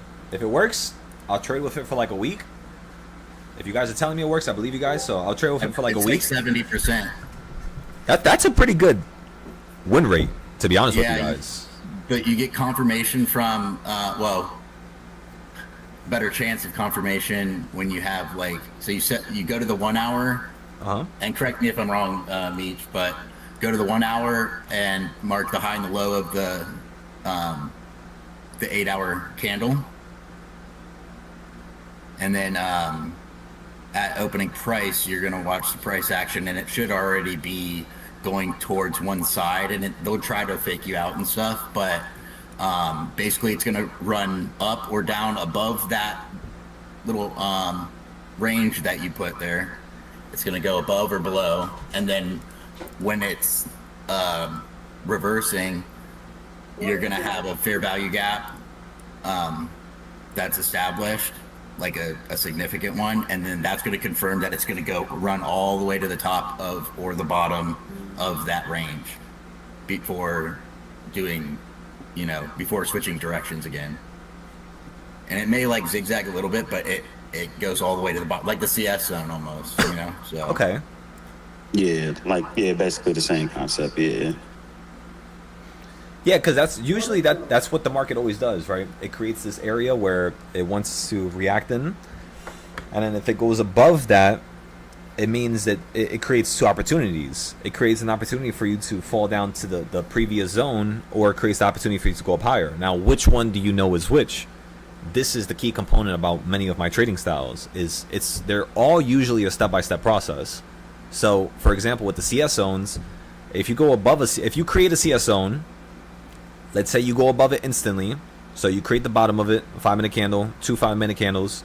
The third one is above it. When you're above it, because this is the first time you're above it after you created it, you have 3 things that can happen. These are the 3 things. A bounce a little bit above the top line or on the top line, so I guess you could say that's 2. A bounce at the middle line, and then a bounce at the bottom, so 4 in total. So again, a bounce a little bit above the line, where it might not even touch the CS zone. It wants to make more CS zones. It wants to keep going for like another 30 minutes, another hour, 2 hours. It's not going to stop running till 4 a.m. till Asian market or till the European market closes, like for example. And when it does that, the one thing you want to start watching out for is, of course, the other indicators, of course, the other trading styles. But most importantly, it's how much CS zones you're creating and at what times you are creating them. Because the CS zone that you make at 4 a.m., again, this is why the step-by-step process is very important. A CS zone created at 4:30 or 4 o'clock, let's just say as soon as the market opens at 4 a.m., can work at 9:30. It could work at the end of the day, or it could work the next day. It's traded the same way. So the way you want to think about my CS zones is that eventually it actually becomes something almost similar to supply and demand zones, where a CS zone made at 4:30 and then a CS zone made yesterday at 9:30, those 2 CS zones, if you just focus on those areas, the market's most likely going to end up consolidating around it. So how do you trade it? Just focus on the tops and bottoms of it, right? So it's like little things like that, where I would put like 5% of my account, 2% of my account, 3% of my account, try to see if I can make another 1%, 2% per day. 1% per day I'm happy with that. That's all we really need on the big account. On the small accounts, it just matters how motivated we are. That's what it's like to really have a cheap account and a small account. And when you guys are like trading the way you are now, like for Meech to be able to make 250 right now, that's perfect. We just got to make sure that he gets that payout. We got to make sure that there's going to be one day throughout the week where maybe somebody in Meech's family just bullshits and says some stupid shit to him, just to get him thinking different. Maybe it's not even his family. Maybe it's his friends. Maybe it's something that's not even revolving him. Maybe it's completely completely different story. It doesn't matter what it is. What I'm trying to say is that usually when you're trying to become great and you're trying to change yourself and you're trying to understand how to trade with these trading styles, you have to understand that the one component that a lot of people don't talk about, which is a part of every single indicator, specifically my trading styles, because I do it a lot, is the self-sabotaging, right? So my trading styles, they normally kill it. That's why yesterday I got a little, here and there in terms of what I was saying, because my trading style instantly told me what somebody was doing. I'm asking this person, what are they doing? And there is no want to change. So then it's just like, if that's the case and that's the reality of it, eventually it's just going to be complete destruction, right? It's kind of like the idea that a child would burn down his own village just to feel the warmth of it. Kind of like the idea of that. But sometimes people do that unintentionally because they're trying to feel something or get something or go to a certain level, but they're not acknowledging what's the actual crucial components to fix things, right? It's always the simplified thing. It's always the thing right in front of your face, gentlemen. That's what I noticed, at least for myself. So you're in calls. Everybody's playing calls. We're doing good. Making some good money here. I'm loving it. We should run up a little bit higher. We still got some room on the upside here. So we're not rushing nothing. We're not rushing the puts. The 4-day puts, the 20-day puts, 90-day puts. We're just chilling here, gentlemen. We already made, pretty good money last week and this week and last month. So now we're just trying to put that money into the correct places and then just make a little bit more money right after that, right? By the way, Meech, did you buy SpaceX? No. Oh, the next payout you get, just put 10% into it. Just 10% of whatever you got, because last time we bought, okay, so the first time I bought SpaceX was over here. If everybody's looking at my screen, right around here, like probably like a day or two after. I think it was maybe the night after. It was somewhere around there. Market ended up running to the top. I did not sell it when it ran up to here. So from here to here, it was a fucking crazy. I forgot how much I was up, but it was a ridiculous amount. From here to here, of course, the account is going to be down. The same amount that I was up is basically how much that one account is down, which is, of course, a problem, right? Here's the thing. When you fell down to here at 116, so I didn't buy at the bottom. It wasn't a perfect point, but right around here, these tops right here, we bought it for 116, and currently you're at 140. So on the second account, perfect, we're profitable. On the first account, we still haven't averaged down yet. And the reason as to why I didn't average down there at 160 was because my next spot was at 80. So if this market does hit 80 on SpaceX, for whatever reason, we already have a location here. This location was a little bit more capital than here. So it's kind of like basically covering this the first entry. But I'm waiting for it to go lower, and if it does go lower, I would tell you, gentlemen, so yes, potentially look into getting into this. Because just off of this chart right here, if you do a Darp just like this, the midpoint is right up here. So it's most likely going to run back to 160 here. Easy. And it's going to be kind of funny because everybody who bought over here is going to be like, shit, it's back up to here. Let me sell it because it might go down lower. Then I could see it bounce back up to here, maybe 200, maybe back to 260.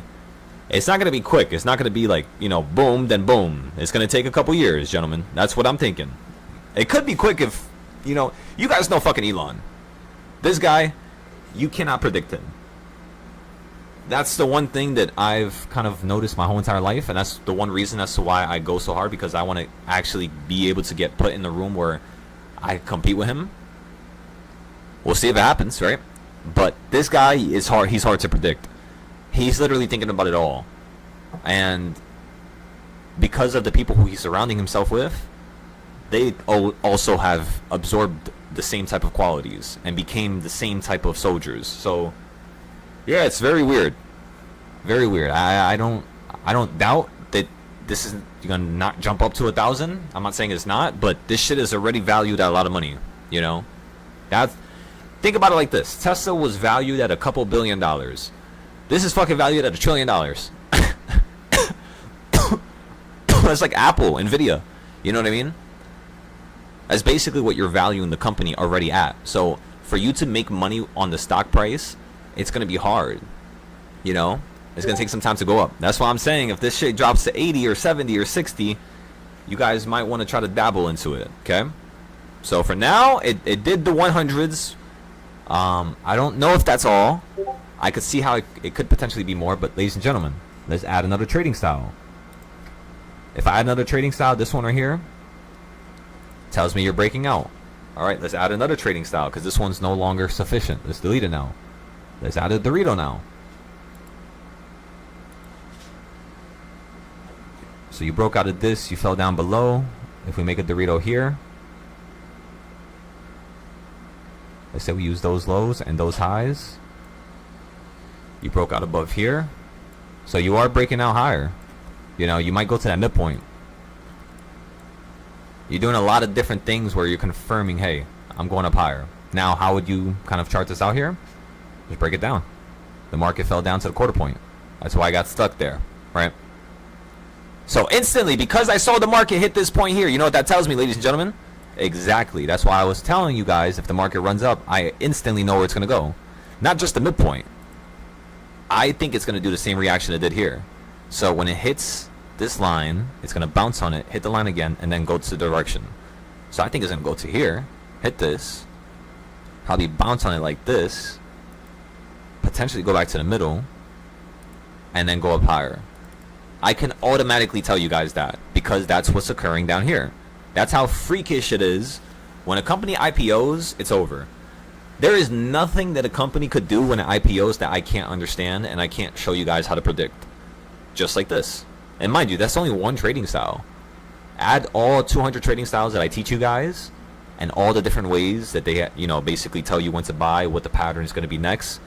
And you're going to start noticing that why are 100 trading styles pointing to the same direction, the same points, same puts, same calls? That's the reason why my entries get better and better and better and better. It's not because it's random or because I'm lucky or because God just deems me as being the blessed one. No, I put time into this. I broke it down. I got structured with it. And I was able to then point out every single direction this market could go in. And that's pretty much all you're doing here with all the companies. And of course, you might be like, all right, so what happens, Dr. Silo, since you think you know it all, what happens if it runs to 350? Watch this. That's it. It's probably going to have the same reaction at this quarter point because it had the reaction down here. That's how weird it is. One thing that works in time and history at one time will work again at another point in history another time. It's like you being able to exist at the same time, all time, and you never die. It's like you exist in the past, present, and future at the same time. That's the idea that I use to create this. An actual universal type of function. And that's the reason why this success actually works. It sounds crazy at first, I know. But having these thoughts and creating systems behind those concepts is the reason why, in my opinion, they're so successful. That way, or I'm just somehow, I've been fucking smacking it out the park every time somehow. We still have yet to figure that one out, but there's always the 1% chance, right? It's just luck. Even myself, I would tell myself that, which is the funniest part. But yeah. So, ladies and gentlemen, that's how we're going to predict SpaceX. When SpaceX hits 320, we're going to definitely sell. These are going to be our selling points. All the fractions are your selling points. So right here at this circle, I am gone with some of my contracts. I'm probably going to sell the account that I bought over here when I first bought. I'm probably going to sell that one first. And then this one I'm going to end up selling probably, I mean, it's going to take time. I want to sell, honestly, the position I bought at 100, my goal is $1,000. Sounds stupid, sounds crazy, because that's a 10x, but that's basically a $10 trillion company, which means their earnings would have to be a certain amount per quarter, per share, per, whatever you want to call it. And when you really run the numbers, that's going to take SpaceX some years. It's not going to be like 5 years. It's definitely going to take like 10 years, maybe 15 years. Just depending on Elon, I guess, right? Because he's the guy. But yeah, normally I think this is probably going to take like 5 to 15 years. To hit 300, I mean, it might be quick. 300 is like right there, you know what I mean? It could be 300 now and then 200 for 2 years straight, right? That's what Tesla did. Tesla was very, well, not really, but to a certain extent. It's kind of doing it now.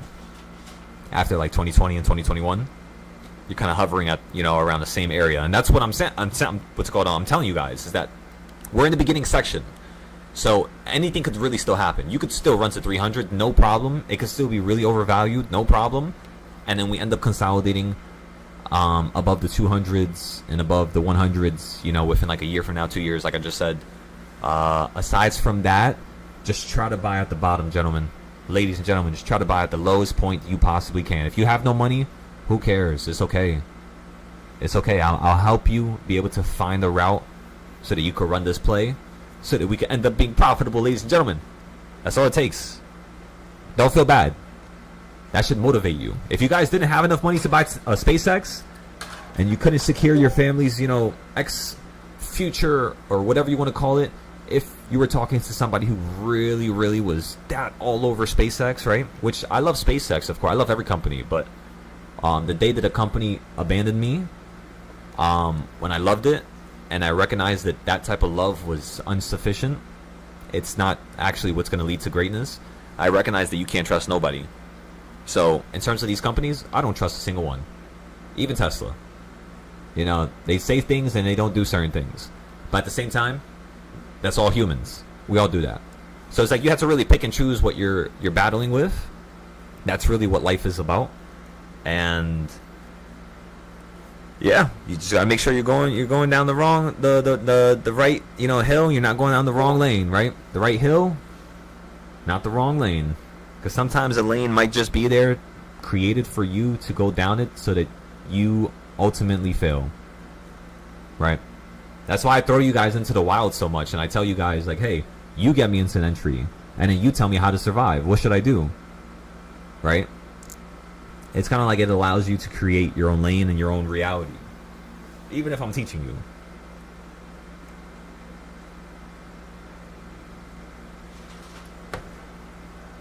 That's what they're trying to take away from people.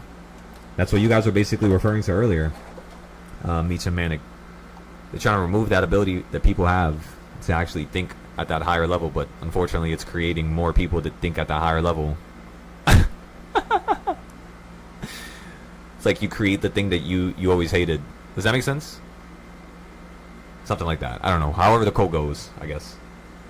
Something along the lines of that. Yeah.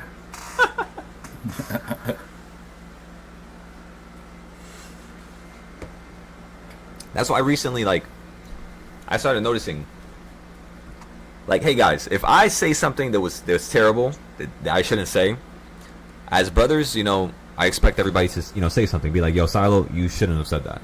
That was actually speaking out of line. You catch yourself today. Huh? I already heard you catch yourself today. Oh, when? From something I told you. From something I told you. Wait, when was it? Earlier. Wait, what did I say? Just when you were talking about the water, where you didn't elaborate. Oh yeah, because it's just like I need to create these systems. I can't just keep thinking being immature and being a 20-year-old my whole life is gonna get me to the level that I want to get to. That won't get you there. Yeah. Nah, yeah, most certainly no. I need to watch my mouth. I need to watch who I'm talking to. Because your audience is gonna get bigger and bigger, and you're gonna have people. Yeah, I'm gonna have people go back and watch stuff. Yeah. Even if I private stuff, there's people who record. Like, I know how people are, and because of how much problems I already had with these other people and groups. Like, for example, that, you know, that's the thing that bugs me, is that, let's just say you have a perfectly. This is kind of what I was talking to Meech when I brought this up. The idea of fear and something always being removed from you at any point. You guys don't understand that literally that's this environment. I sacrifice all my time, all my years. I sacrifice people and my family and doing stuff with people and everything for this. And it could literally get removed by a person just because that they don't like what I'm saying to them. Even though I'm not disrespecting them or causing harm, but just because they don't agree with what I have to say. Like, that is wild to me. And the fact that that actually happened to me when I got removed from that group of 26,000 people when I was teaching that group for 2 years for free, it's because they didn't like me. They really didn't. That's why, you know, everybody would talk shit and create all these narratives. And there's still people that are going to do that. They're going to be, what happened to that guy? They're going to be thinking about it. And out of nowhere, when they see what I have created and see why I have not grown my channel the last 2 years and what I was focused on, they're gonna recognize that, yeah, maybe I shouldn't die on this hill. Maybe I should apologize. And that's what I think is gonna happen here. So there's no point for me to even say anything to anybody. The people who know they were wrong, they know. Why I gotta make my point proven? I know, you know. Spiritually, I'm smiling because you know I know. And that's the thing that people can't run away from, even my own family. I was having conversations yesterday, and the way that they were talking to certain family members, I can't take it. I can't take it. I can't take it. I can't take it. I can't take it. You're not talking to no person like that. Especially a person that's that close to me. No. Backtrack. I don't care who you are. You're going to destroy everything around you. You're going to blow up like a nuclear bomb. And I'm going to tell you that now. Not because of me. I'm not threatening you. I don't threaten people. I'm a very nice person, right? I don't threaten nobody. I'm not that guy. I'll be honest with you guys. I'm not that guy. That's not me. That's not my scene. I avoid everything. And it's because it's just like there's no reason to get myself into that type of echo chamber of nonsense. I'm too grown for that.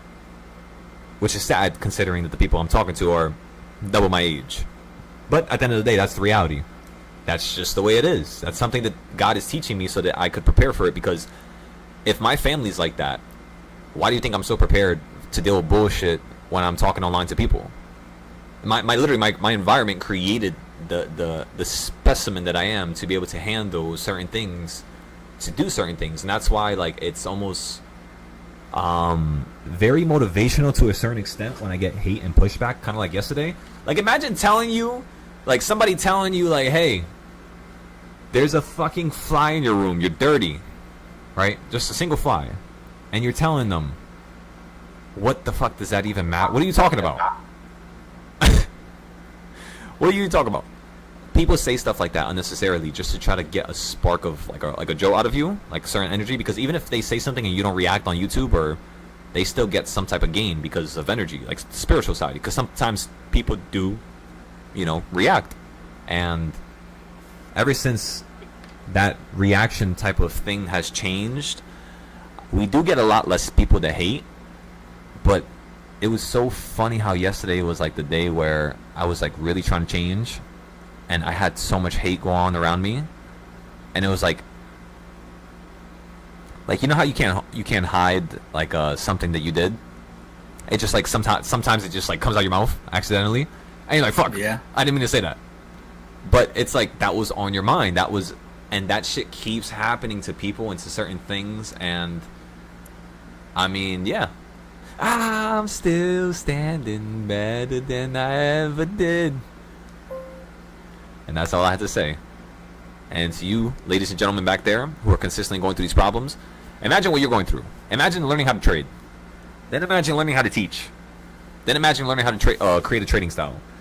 Then imagine learn how to create a community. Then imagine learn how to use Discord and how to create apps and how to do all this stuff. Then imagine creating 100 more trading styles, creating videos, creating YouTube, doing podcasts, having classes. Imagine doing all this, giving up everything of your life, and then the only thing you fucking get is somebody saying, hey, fuck you. Yeah. It's like, that stuff was so foreign to me, I didn't think that was going to happen. But it's like a reality that we're not taught when we were younger. Which is something that I want to teach inside of this Discord. How to handle like hate and bad energy, and kind of mold it into something that's actually progressive and creative. And good, I would say. Because that's all you got to do. Ladies and gentlemen, how we doing back there? We're still looking at SpaceX. We're about to go back to Spy. Spy's launching up here like an absolute beauty. Like a goddamn rocket launcher. That's what I'm talking about.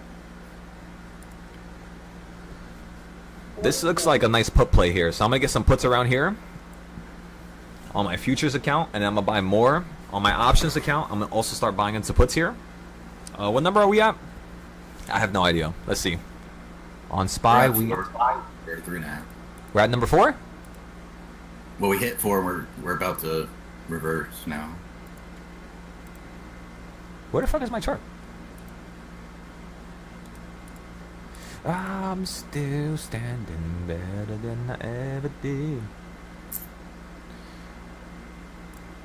By the way, I found a solution to my computer problem for now because I'm lazy. Big ass fan right on the CPU. I've got fans underneath my laptop. Definitely helps a lot. The problem is my PC has, I have 3, 6, 9, 12, 15. I have 15 fans on it, right? Let me see, 3, 6, 9, 12, and then 3 at the top. That's 15. I have 15 fans on my PC. But now I have a big ass one that's cycling fresh air from the AC across the room to it. I was thinking about putting the AC directly on it, but... Oh yeah, puts. Everybody puts. Puts! If it runs up higher, don't worry, we'll average down. We'll get out of this scot-free. Just make sure your puts are really close to being in the money. I'm getting 776 puts. Just in case this thing wants to fucking steamroll me. 776 puts. Ladies and gentlemen, 776. We're going to average down potentially, and then we're going to get the hell out of here. 776 puts. Go. Go. Okay, now let's focus on buying some puts for a couple weeks out. We got some 0 days. Bought them for 160. Right now you're at 170. Everybody got in the puts?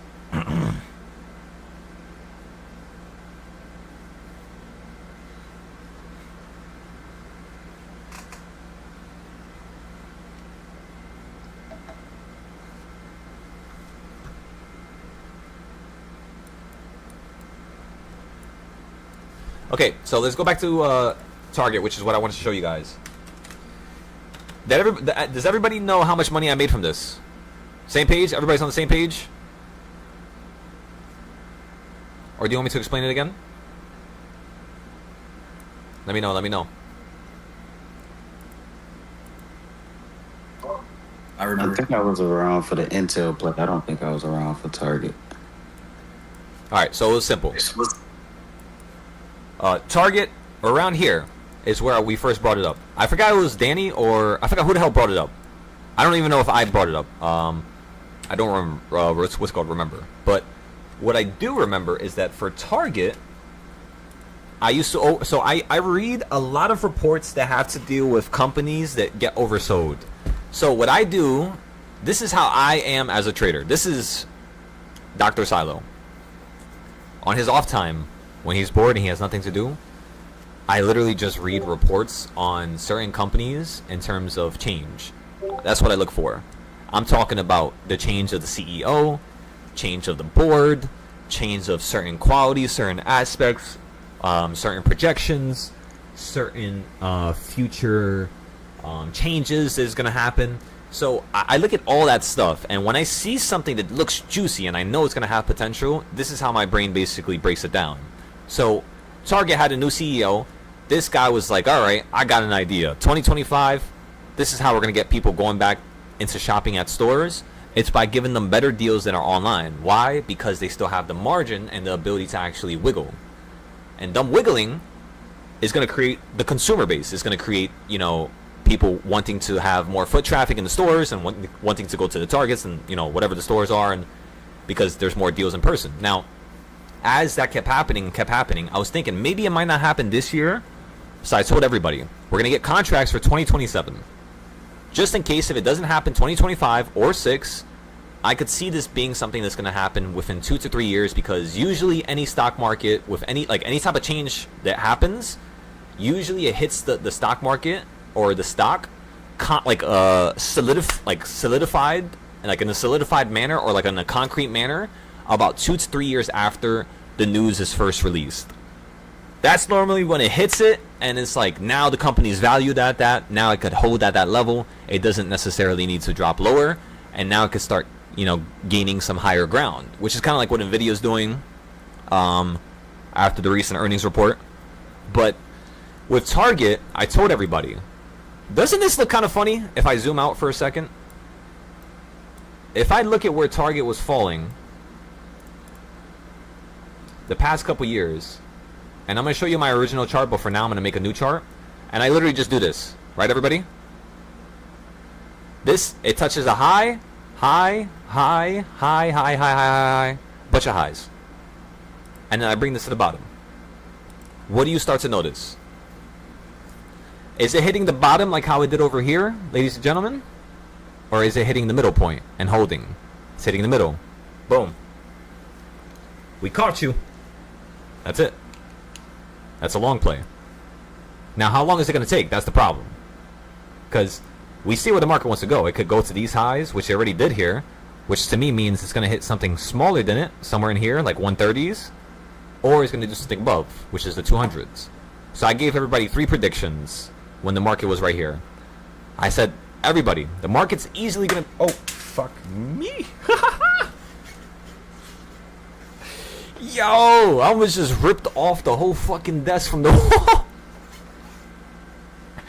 This shit was balanced on my foot. Alright, we're good. Yeah, I can't feel no pain in my feet no more. I don't know why. But I think we're good. So anyways, it ended up hitting the middle. After it hit the bottom over here, you held, you hit the quarter point, fell from the quarter point, got above the quarter point, hit the top, and then you did this weird ass staircase upwards, which normally is what happens over here, over here, over here. That's the hard thing to predict. But what we were able to predict was the fact that it was going to be breaking out soon. It was going to get above this area sooner or later, and now it's battling these highs. That's all it's doing right now. That's why it's taking so much time and so much weeks. It's waiting for everybody to get out of it. And it's going to continue with the momentum, continue with the momentum. It's probably going to stop somewhere over here, 205. Imagine this is one company. Do you guys understand how many companies are on the NASDAQ? You know, let's just say we talk about high-valued companies. There's 3,000 to 6,000 companies. Do you guys know how many opportunities there are every single day? That's why you could just literally focus on one stock your whole life and end up being a millionaire. Because that's all you really need. You don't need to focus on all this stuff. What I do is I focus on getting the best points at any given point. So like right now, obviously Target's in the sky. I don't want to be buying it. Down here, I was buying options for $700, right? And up here, those options are around $6,000 up here. So yeah, $700 down here, $6,000 up here. $700 again down here, $6,000 up here. And no, I did not get a lot of them. I wish I did. Shit, I wish. It was still iffy in the moment because I was just like, Target could still go down lower. It could still drop down to 30 and 40. And what if it dies over the next 2 years and the CEO ends up, you know, fucking up? You guys always have to think about that. What if this person just fucks up? It doesn't matter what the news is or how, you know, the direction is or how good it is or how good it sounds. All it takes is one person to ruin everything. So in order for you to be successful consistently, you must have your arrangement of ideas and concepts and, you know, breakdowns so perfect that at the same time of you doing another thing, you can always smack it out the park. Meaning, you can always predict what the 1% of corruption that's going to be against you is going to be, and you could automatically prepare for it before it happens. Ladies and gentlemen, just like how I'm up $100 right there, boom, look at that. I wasn't even looking at the charts. And what did it do? It fell from that area. I'm gone. I'm selling here. Order filled. Order filled. I'm gone. Let's look at my options now. I'm up 34%. I'm gone. That's it. See? That's all it is. And then now we wait. Wait for another entry. Let's go camping inside the bushes now while we wait. We gotta wait for the enemy to make a mistake. And when your enemy is making a mistake, you get quiet. You got that, ladies and gentlemen? When your enemy is making a mistake, quiet. Quiet. Let them make their mistake. Let them do it. It hurts to see another person go down that tunnel, but if that's the hill that they're willing to die on, let them. If you guys want to see what hills are proper and what hills are not proper, just ask me. Let me know. I'll tell you what hills I died on. I'll tell you how I lost money. I'll tell you how I messed up at certain points. But ladies and gentlemen, the fourth reversal point, what type of setup is this? What do you guys think? Quick. Quick! Don't look at my screen. Just go to the chat and literally enter it. A setup. Excellent. Excellent! There we go, Manic. I was waiting for you. There we go, Manic. Faster than everybody. That's what I like to hear. Okay, so perfect. A setup. Did the A setup work out? That's what a setup is there for. Sir. Come on, this is where we hit that nice dance move. Come on, everybody. You gotta hit it. You gotta hit it. We made some money. Now we're waiting. And then after this, the next goal is going to be to see if this market wants to hit reversal point number 5. You want to be a piece of shit today, Spy? You hit 774, just like how we thought. You ended up going slightly higher than it, so you hit a number that was in between it. So you didn't really fulfill the psychological trading style right there, but you are hitting the psychological trading style. So you're not hitting it perfectly is what I'm trying to say, but you are hitting the area and reacting off of it properly. If you fall from here, from a 3, you're most likely going to fall down to a 1, which is opening price. So what I think is going to happen here is I think you're probably going to either fall down, you're going to fall down in between a 2 and 3. So maybe like 250, like 77250, 77260 is what I think might happen here. And if that doesn't happen, I could see you running up much higher to like 5 or 6. And that's the reason why I sold my puts right there. Because I still feel like there's more potential for the upside. But at the same time, guess what? I got puts for Monday for 772. So if you fall right now, I'm going to be profitable. They are down, but that's the point. That's okay if they're down. I already made the money back for it. You guys know I made the money back yesterday for every single play from now to December. Meaning if every single trade goes negative right now, it doesn't matter. See, that's how you put yourself at an advantage with this market. You got to do stuff like that. You can't have a personality just trying to sabotage and destroy. You literally have to be there for yourself, like you're, your best friend, like you're a super soldier. When Manic needs Manic, Manic's gonna get the doctor. Manic's gonna get Dr. Manic. He's gonna walk up on the scene with a briefcase, flip it open, and show you what's the game plan, and it's gonna be perfection. That's the reality of it. With everything we do, gentlemen, there's always a perfected version of you that exists out there. It's all about energetically aligning yourself in terms of frequency to be able to actually feel that in the first place. There's always a higher version of you. Always, always. Imagine it. As long as you can think about it and you can imagine it, that creates the reality of it. Now it's your job to fulfill it. You're kind of like the time traveler who's just fixing up all the little components in between, trying to make it your perfect reality. That's where all allowed. Come on, ladies and gentlemen. That's what we're doing here. We're predicting the market hating us and going against us, even when it doesn't want to hate us and go against us. Which is why there's some days where they're so easy. It's like literally the market is doing everything that I said it was going to do, because we're working from that this defensive type of perspective, offensive type of perspective as well sometimes.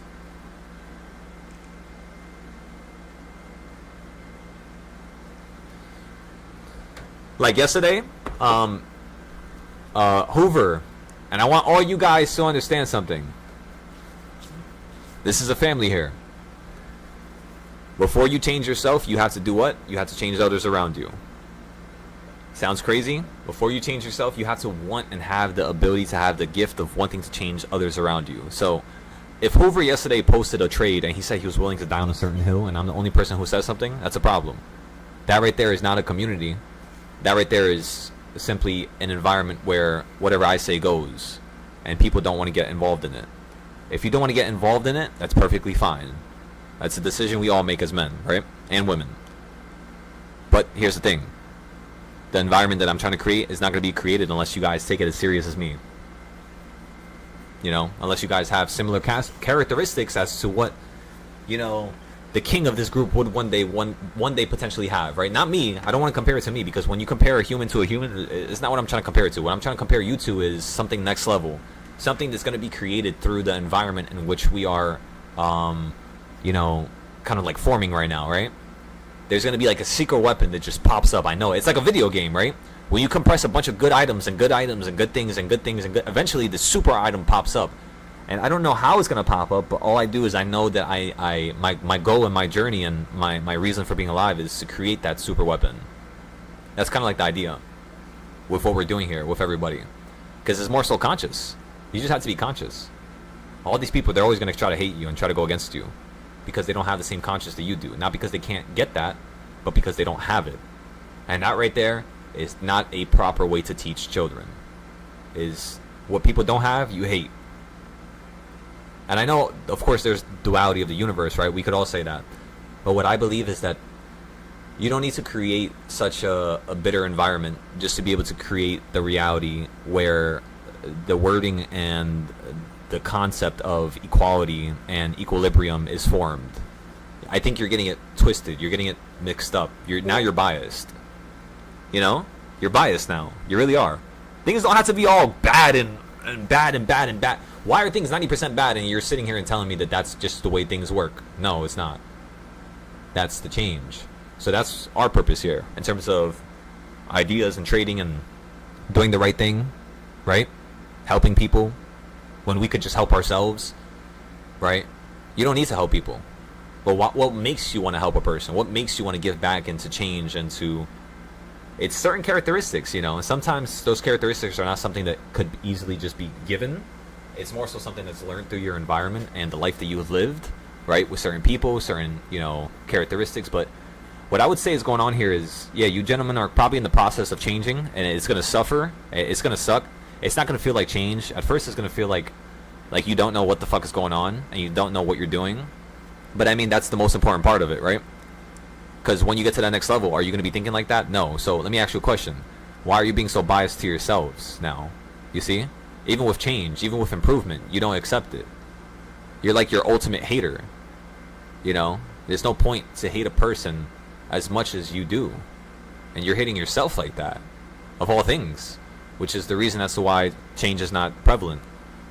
That's the reason why next day is just not like a better day. It can be. I'm telling you guys, it can be. Because when I was focused on nothing but change and focused on burning every bridge, like a damn, like literally like a pirate, I was burning everything and taking whatever I thought I deserved in a nice manner, not disrespectfully, not emotionally trying to hurt people, not trying to abuse my power, but taking what I thought I deserved, just finally believing in myself. That's the man that I always wanted to be. That's the man. And when I started doing that more and more and more, the reality that I always wanted, yeah, it became something that happened within a couple days. It was stupid. It was like, oh my god, my dumbass was focused on trading for 6 years, and then within 1 year, just because of 1 month, I changed everything. Could one person say that it was the 6 years or all those years of information that allowed you to do that at that 1 month? Yes. But what I would say is that no, it wasn't. It just highlighted the fact that humans are really inconsistent.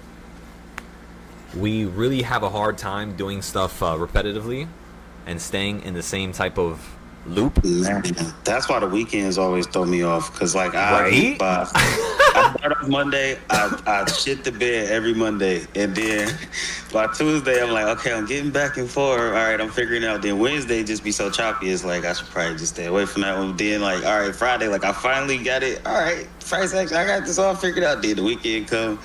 And then Monday, it's like, man, I got to get these rules back established, get my nervous system back used to sitting in front of this chart. That'd be the biggest thing.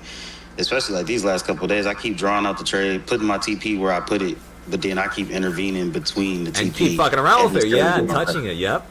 It's human, and it's like, when I try to just walk away from the screen, my anxiety is pulled back to that, because that's what it's like, I got too used to constantly being in and out of trades to where it's like, I feel like, okay, and that was because at one point I was learning from a scalper, and I even told her, like, yeah, I can't really, like, I appreciate what you did show me with being able to study this 2-minute chart and be able to get some, like, more pinpoint entries, but my exes is trash because you a scalper and you do this, you can do this all day, like, yeah. She probably just has to go through a few more students, and then she's going to start noticing the pattern that they're having, and she'll probably be able to create a system that can actually work with her. Her system is fully more thought on she more was a life coach that I went to that kind of got me more together on my finances outside of the charts, because I was just chasing the charts and wasn't thinking about, well, I always had my long-term portfolio, but she helped me more get that together. But then when I got to her charts, I'm like, she just came up with putting a lot of money into anything and taking the quick percents and getting in and out. So it's like, yeah, on the charts, you might not be able to teach me as much. But yeah, everybody got their way to skin the cat, though. You literally just told me what my problem was. So we need a chart man. We need a man that basically can actually have the licenses to be able to teach you guys how to financially. Wow, this is all the stuff I was missing. I just thought about it after all these years. So we need definitely a life coach, Add a life coach. All right, what else can I add? Life coach. Because I'm the charting doctor, so we don't need a charting guy for now. I'm gonna be teaching a bunch of students. So I'll probably teach like 5 to 10 students how to chart, so that they could be the teachers. And I need somebody who runs the show. So I gotta probably create that. I gotta create the whole structure here. Students, but I got a few students on the financial side. Just more so like I got my disclaimers of like this is just my life journey on what I've learned, and I'm giving you my advice. This is not professionally. I've went to the schools for adding credit lines, things of that nature. Like that's my personal business that I'm working on right now is. So help my girlfriend get a car, help my dad get a house, help my god brother get a car.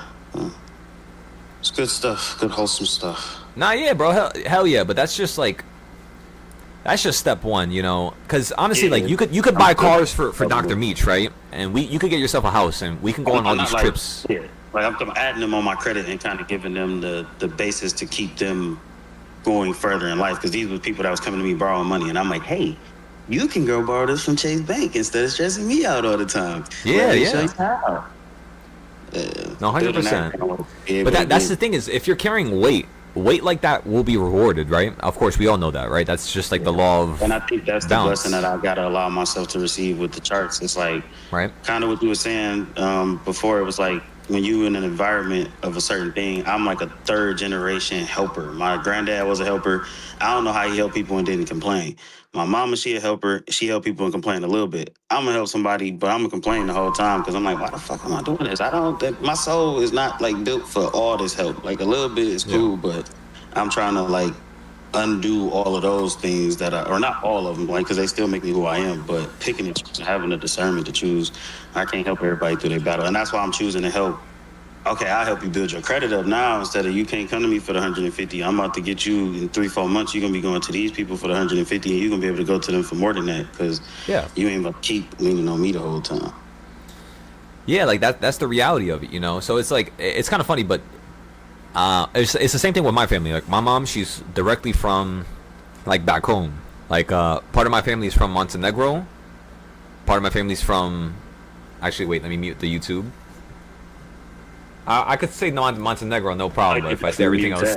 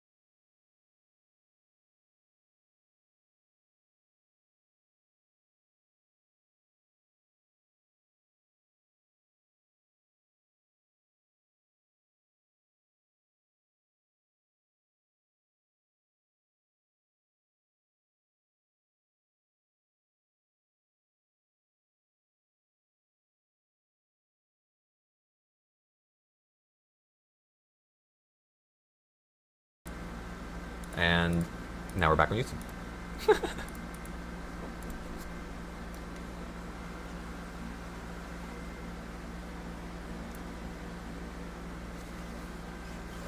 So,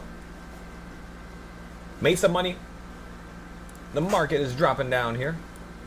I'm waiting for the market to go up a little bit higher. Let's go look at the reversal points. You're currently stuck at reversal point number 4 right now. So nothing too major has happened. So, yeah. Waiting for number 5, number 6. We'll go from there. Everybody, do you need some help? Anybody? Everybody. What's going on back there?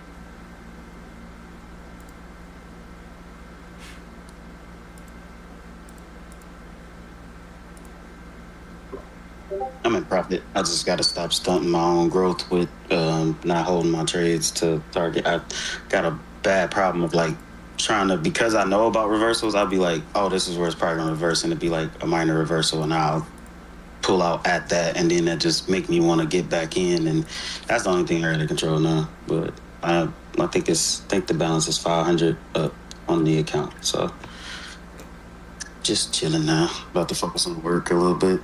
There we go. Nah, yeah, it's a step-by-step process, bro. Like, you have to understand, like, for you, if your goal is really making, I mean, I don't really know what your goal is, but if your goal is, let's just say, getting a payout at least once a week, or getting a payout at least, you know, twice a month, 10,000 right there, 10,000 a month times 12, right? 120K a year minus taxes, 35%, depending on the state you're in, depending on your structure, depending on your LLC. Probably gonna end up paying around 25,000 in taxes, 26,000, somewhere around there. Now the rest of that money is yours to keep, plus the job that you currently have. So it's like you want to crunch out these numbers and actually create an environment where you see that, hey, if I do a certain thing, and then if I accomplish it within a certain amount of time, this is basically where it's gonna get me to. If that's not something that really entertains you or you're really happy with, raise the barrier, raise the goal, raise the challenge, right? That's probably the reason why I would say a lot of people don't have success, is because honestly they don't really raise the whatever type of barrier you're looking at or you're paying attention to. They don't raise it at all. They think that they're raising it, but what they're doing is they're raising risk. They're not raising potential. They're raising something they're basically doing something they were not naturally doing, and they think that being more aggressive and being more risky is going to help them end up making more money, and it's going to translate to that. But it's not the case here with the stock market. In fact, it's doing the opposite.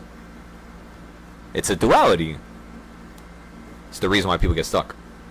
So if you want to actually improve, just understand that the one thing that's making you not improve is the one reason why you are at the level that you're currently at. So therefore, you could technically say, there's a problem, there's something you got to change. What part and what aspect is it specifically?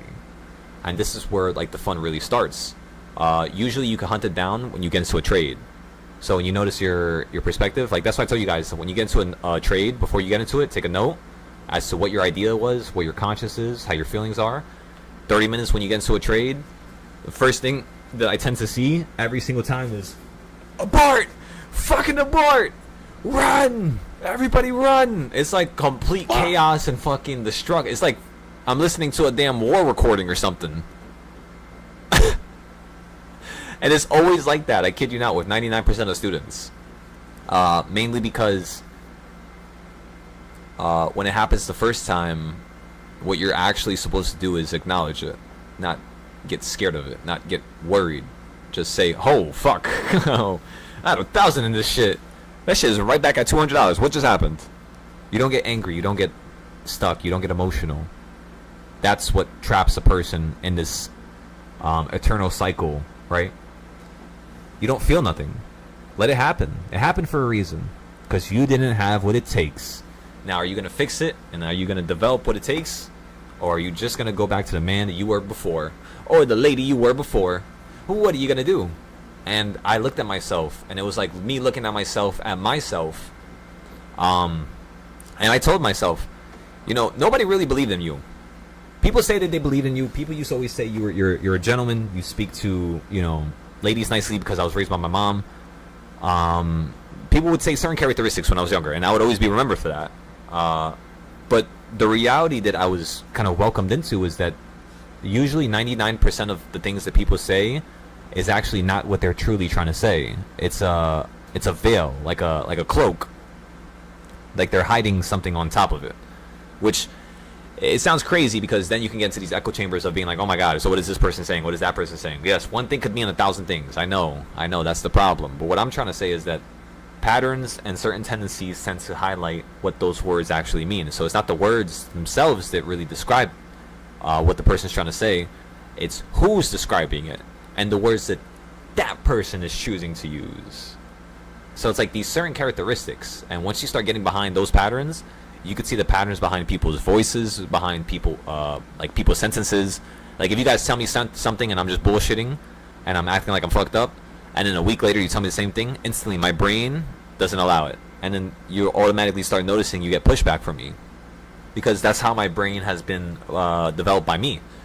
As soon as I would notice a pattern 3 times, 3 strikes, you're fucking out. If you can't fix it after 3, the 4th one, you don't deserve to even be playing in this arena. You know what I mean? And that's how I talk to myself. And yeah, so after three times of you guys normally creating a pattern, I'll normally notice it in my brain, because this is something that I do for myself. So we're just waiting for you guys to keep doing patterns and keep making mistakes and keep making mistakes, and then eventually you guys become, traders who can actually handle any environment. Simple. That's the whole purpose of everything I was trying to say.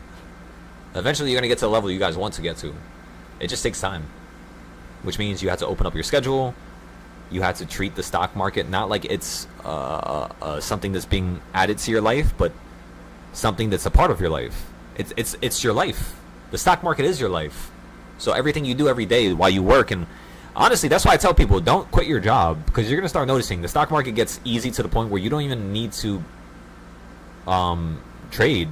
You literally know what's going to happen the day before. You could have a job. You could literally have a normal life, and the whole entire time, same time, right? You could still be a multi-millionaire. That's how easy it is. That's basically what's going to happen to every single one of you guys. So start developing the hobbies now and whatever you want to do now, because I'm telling you, you're going to get bored as fuck, and that boredom is going to kill you.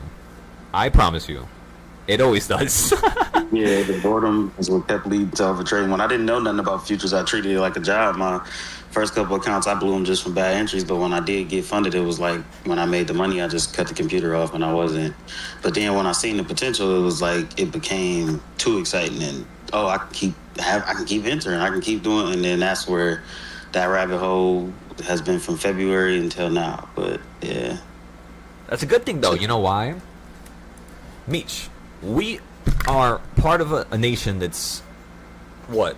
It's imagination, right?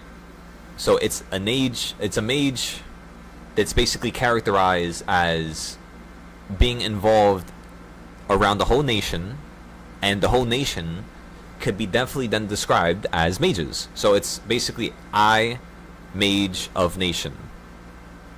So everybody here is a mage. Everybody can change stuff and transmute stuff and control their destiny. That's the reality of it, and that's the reason why certain people don't like us, because we can't do that and they can't. Not gonna say nothing, but that's all I'm gonna say. I already talked enough today. But it's like the imagination. Anything that you could think is your reality, and as long as you keep thinking about that same thing, it becomes a proof of stake. It like solidifies basically to a certain extent. So if you think you're an asshole and you're always thinking about that, it's gonna solidify at one point, until you solidify the fact that you're not. But yeah, with you guys, I would say you guys are doing an amazing job. It's just more notes.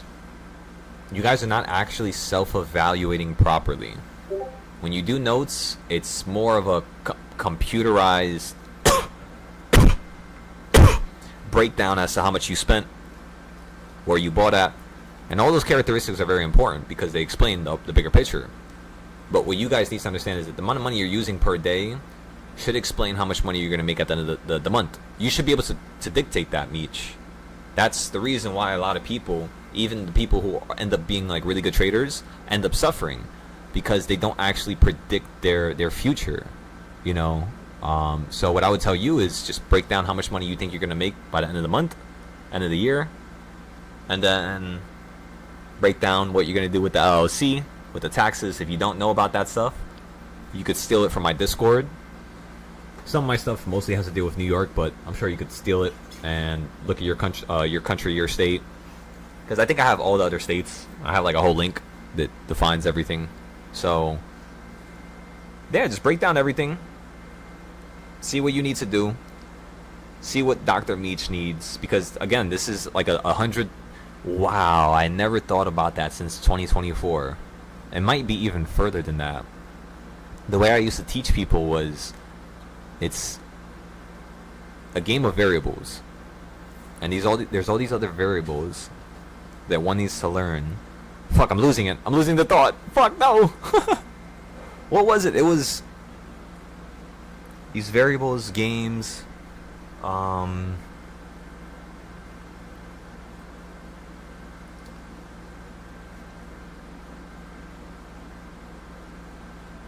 Wow.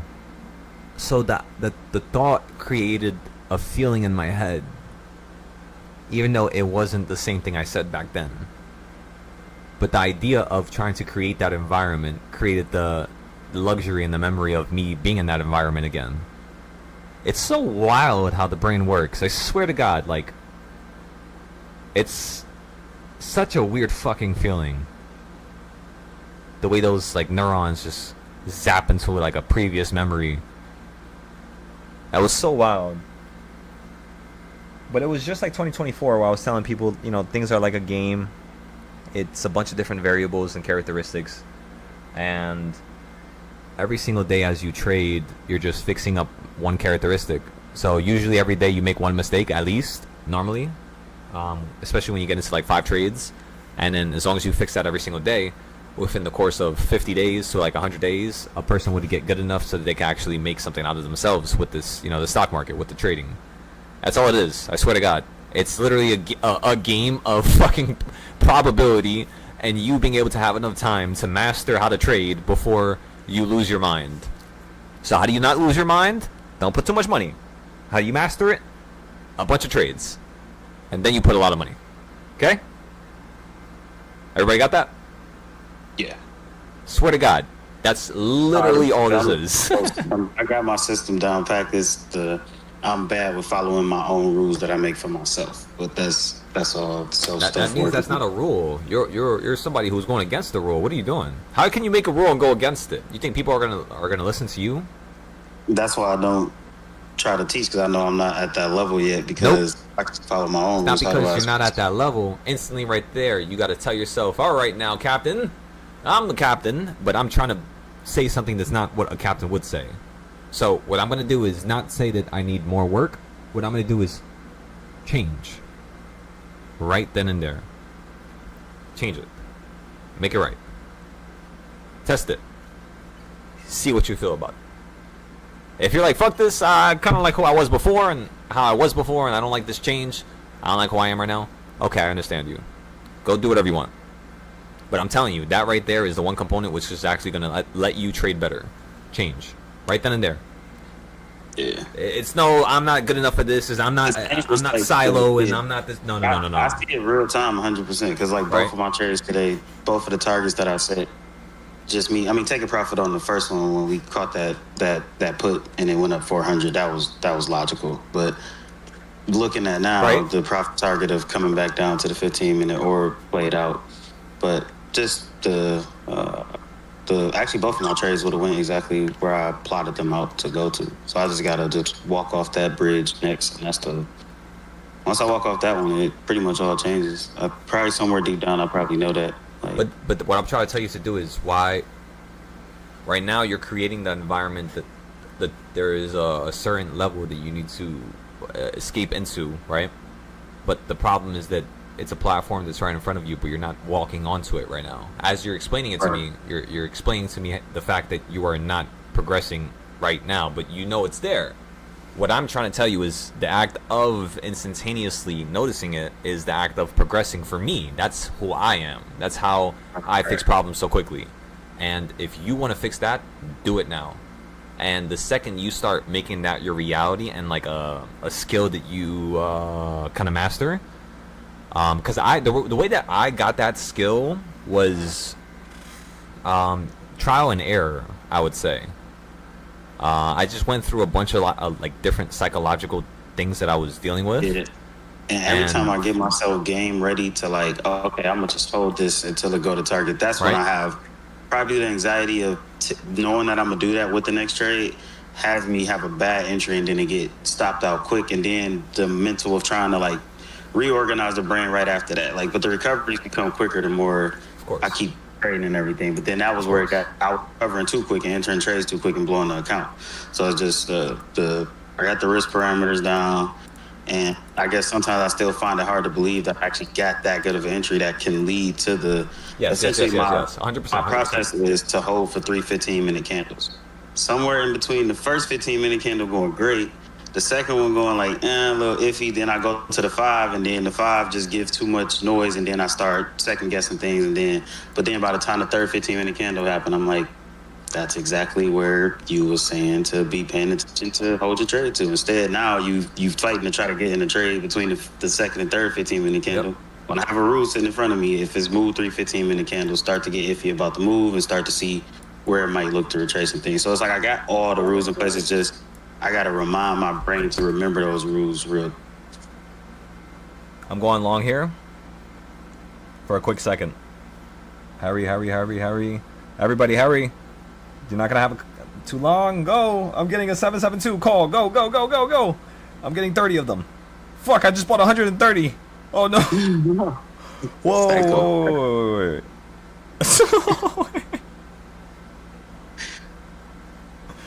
Misclick. We're up 200. You guys know me. Things happen for a reason. Fuck it. I'm getting the calls here. All right, boom. We got calls there. You're at the middle of the entry point. I'm long on my futures accounts as well. I'm going long on my big account now. Again, I'm doing this for a couple seconds. I'm not going to stay here for long. We're going to play the system the way it should be played. And hopefully we don't get steamrolled. I'm looking for 13,000 right here on the big account. So if you bounce right now, okay, everybody, you're watching this, right? Let's go to the 5-minute. This is the monthly zones. This is why this is so important. What did I tell you guys earlier today when I got those puts? I told you guys I'm going to get the puts before it hits the line. Why? Just in case it falls before it hits the line. I then told you guys the next area we're looking for is the middle point. It's currently where you're at right now. Did you hit the top? Did you finish the trend? No. Do you need to finish the trend? No. Are you at a weekly high? Yes. Even if you guys think that we're not, just because we're at a low right here, this, if you go to the 15-minute, this is actually a very high point right now. So, we didn't buy any more puts yet, but they're not going to change value too much. I don't want you guys to stress it. Don't stress it. I see more opportunities here. My body's telling me wait. And guess what? If the market does fall, do you guys know what we already have? Yeah, I'm pretty sure you guessed it. We already have puts. I'm already puts straight to the downside, and they're free, and I'm just waiting for the market to go up higher so I could get better entries. So I'm not worried right now. You guys should not be worried. Don't worry. Even if the market falls out the sky right now and it's going to fall $100, we're going to make the money for it. Don't worry. Usually when something extreme happens, that's when you guys get the more extreme version of me. Because I don't know, it's like the way I think about it is the market's like, oh, you want to do that to me, market? And then once that gets activated, it's like a whole week of me nonstop trading until I eventually just knock out for a couple of days. But I think we're going to definitely get one of those markets soon because it's going to fall out the sky. And when it does fall out the sky, I'm telling you guys, it's going to be hard to trade. Manic, it's going to be hard to trade. Meech, you remember these markets. John, you already know. Yeah. These markets are fucking... It's hard. Like, if you have puts... You're chilling. I swear to God, you're chilling. You have enough time? 90 days, 100 days, 200 days? You're straight. If you have SQQ or QQQ because you can't buy SPY puts because they're too expensive, which is what I'm going to do right now. Kind of spoiled it, but yeah. We're going to get SQQ puts. Or actually, no, SQQ calls because the market's going to fall. And then we're going to get TQQ puts for December. This is what we did in 2025. Now we're gonna do it in August, and then I'm thinking the market's probably gonna run up like I don't know, like fucking like February of next year. It's probably gonna be at a low, because February was always the high before it was the low. All right, what the fuck's going on over here? Market's sinking.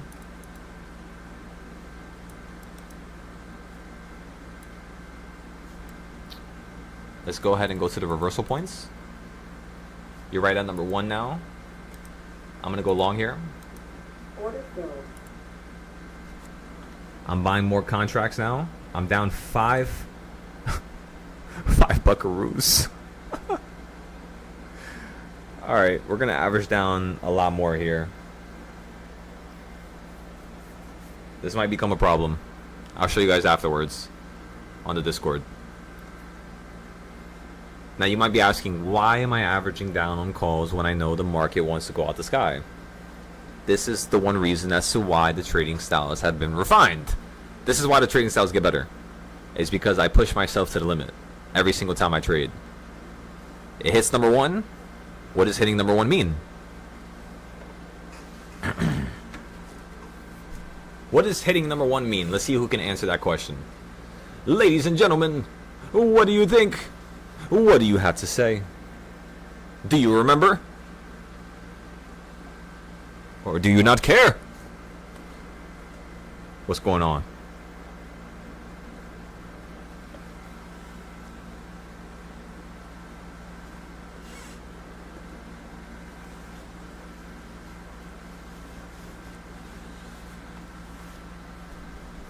Interesting.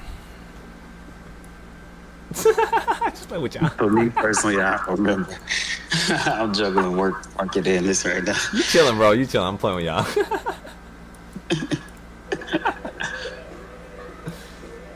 So what you thinking, bro? When you hit number 1, normally what happens? I'm assuming if you fall when you from hit the top, reversal point number 4, I'll Meech, what did I always teach you? What is your goal from number 4? to play for the opposite direction for extreme move in the opposite way. Okay, but what does that mean? Number 4 to what number? Down to what? Is it number 3 on the opposite side? I'm still I haven't really used reversal points in a while. 4 on the other side? You have created. You know what? You know when you're playing a Pokemon game and you walk into the tall grass and you get fucked up by a random fucking level 99? That's basically the opponent that has just stepped in front of you right now. You're completely wrong. We literally gotta send you now through a couple tests just so you can remember this and not forget it ever again. Number one. If it hits number 1 on that side, the next thing is number 1 on the opposite side. Once it hits that number 1, the next thing is number 4. So it's 4, 1, 1, 4. 4, 1, 1, 4. Right now you just hit 1, bounce right back to opening price. You're getting slightly above it. I want to see if it can get above that next number 1. Because if it can, all we gotta do is hit number 1.5 to the top here, and then we could basically just get out of the plays for a nice little profit. Because right now we're right around break even, right down here, because we average down, of course. So it just needs to go down. If it go down a little bit more, it might be able to hit 1.5 and then hold it around there. Because 1.5 is not too far away from number 1.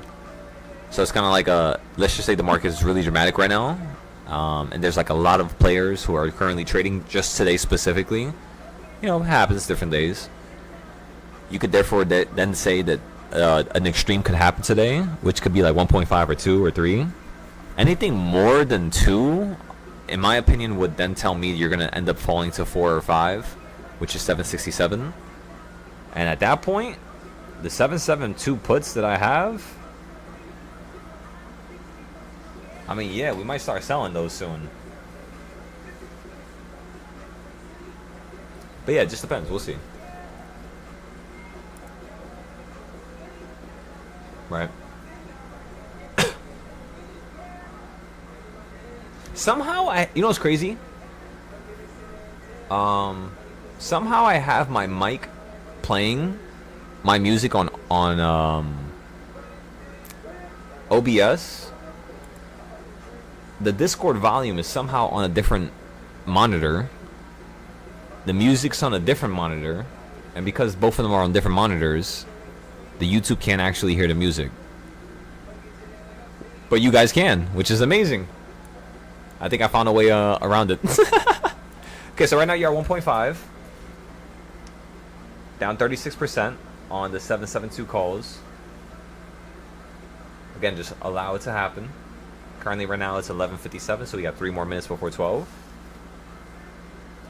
Let's see how these contract values change. Let's see if we hold at 1.5. Let's see if we bounce back to 2.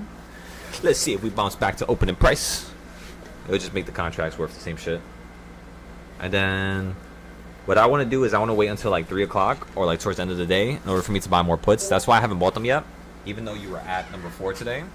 It's definitely a good point. It's like basically like imagine 4.0, like if you're trying to buy puts on the weekly, imagine 4.0 to the top being like fucking like a 90 percentile type of, you know, trade, like, you know, quartile trade, right?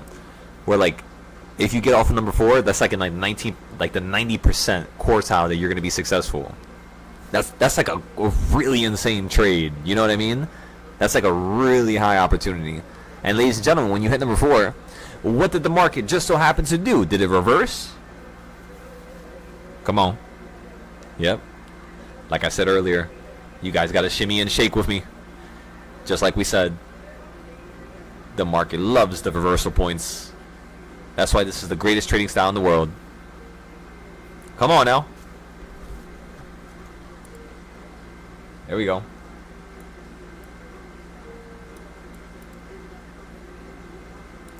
Profit? You guys making good profit?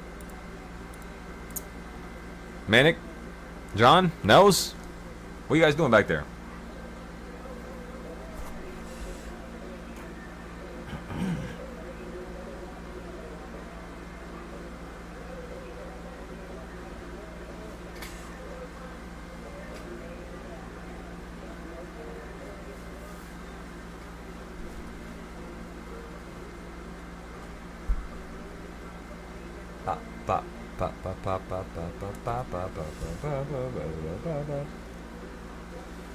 Ladies and gentlemen,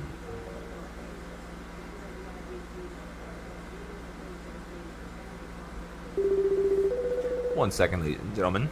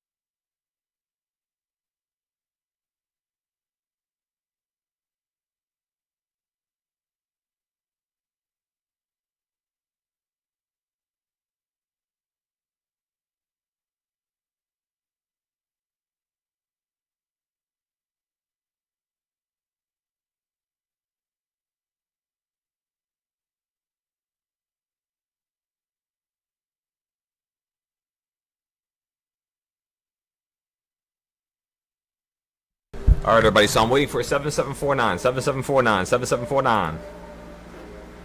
Currently, right now, we're up 800. 7749 is going to be able to give me around $2,000 of profit on the small account. So that's going to completely fix every single mistake we made all day and yesterday and the week before. And it's going to put us into profit. And we're going to be able to potentially take our payout on Monday. So let's rock and roll. So far, we're doing a great job today. Yeah. Oh, I have 2 accounts. Oh, I got into that trade with the bigger account. That's why. No wonder I couldn't buy as much in the Nasdaq contracts. I thought something got limited. Okay, so I have the contracts on the small account and the big account at the same time. So what I might do here is I might sell the small account first just to be safe, and the big account, because obviously it's a little bit bigger, we could just hold it a little bit longer.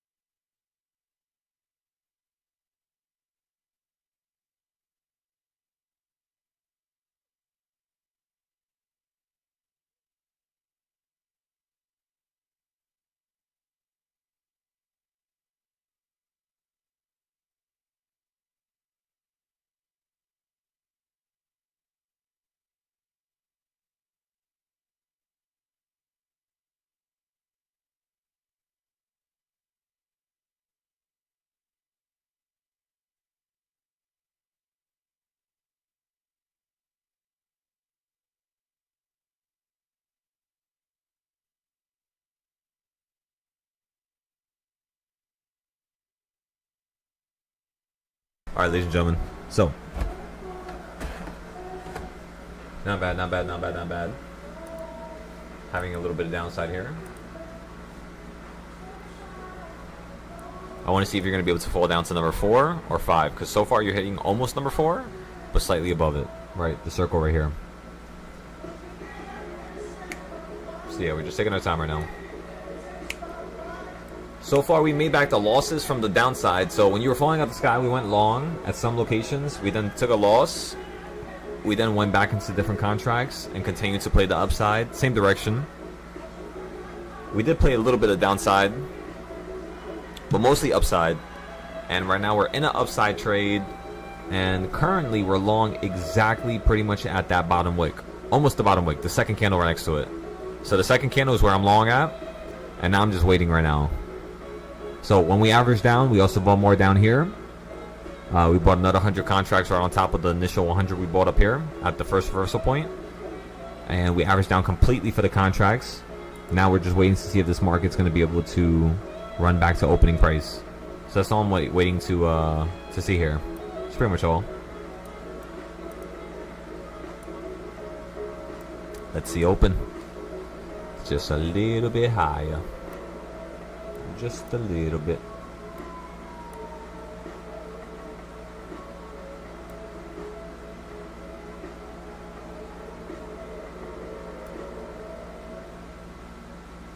Yeah, it's a really good entry. So we don't really got to worry about it for now. But I do want to sell out for...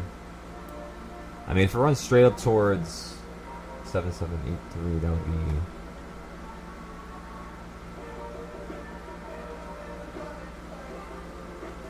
If it could run back to 773 right now, I mean, yeah, we're going to make another 300.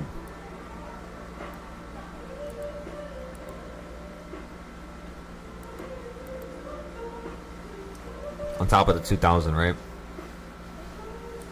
That's really good. Come on now. Let's see it. Just a little bit more room. A little bit more upside. Aside from that, I think, yeah, we'll just wait here.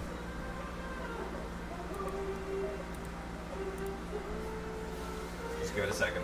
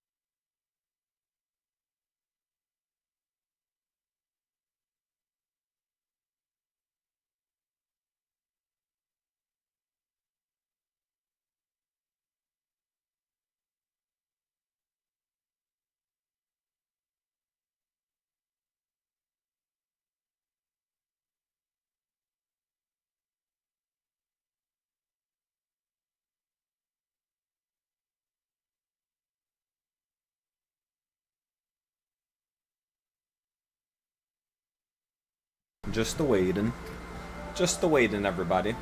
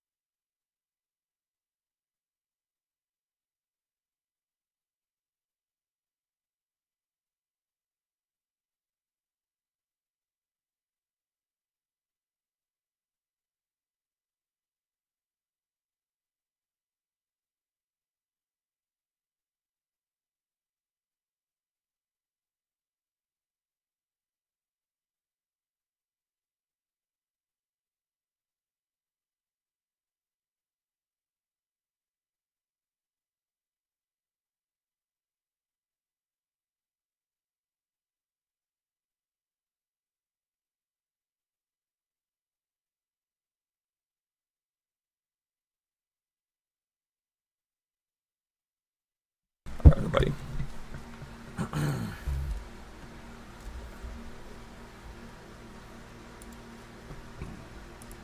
Let's see.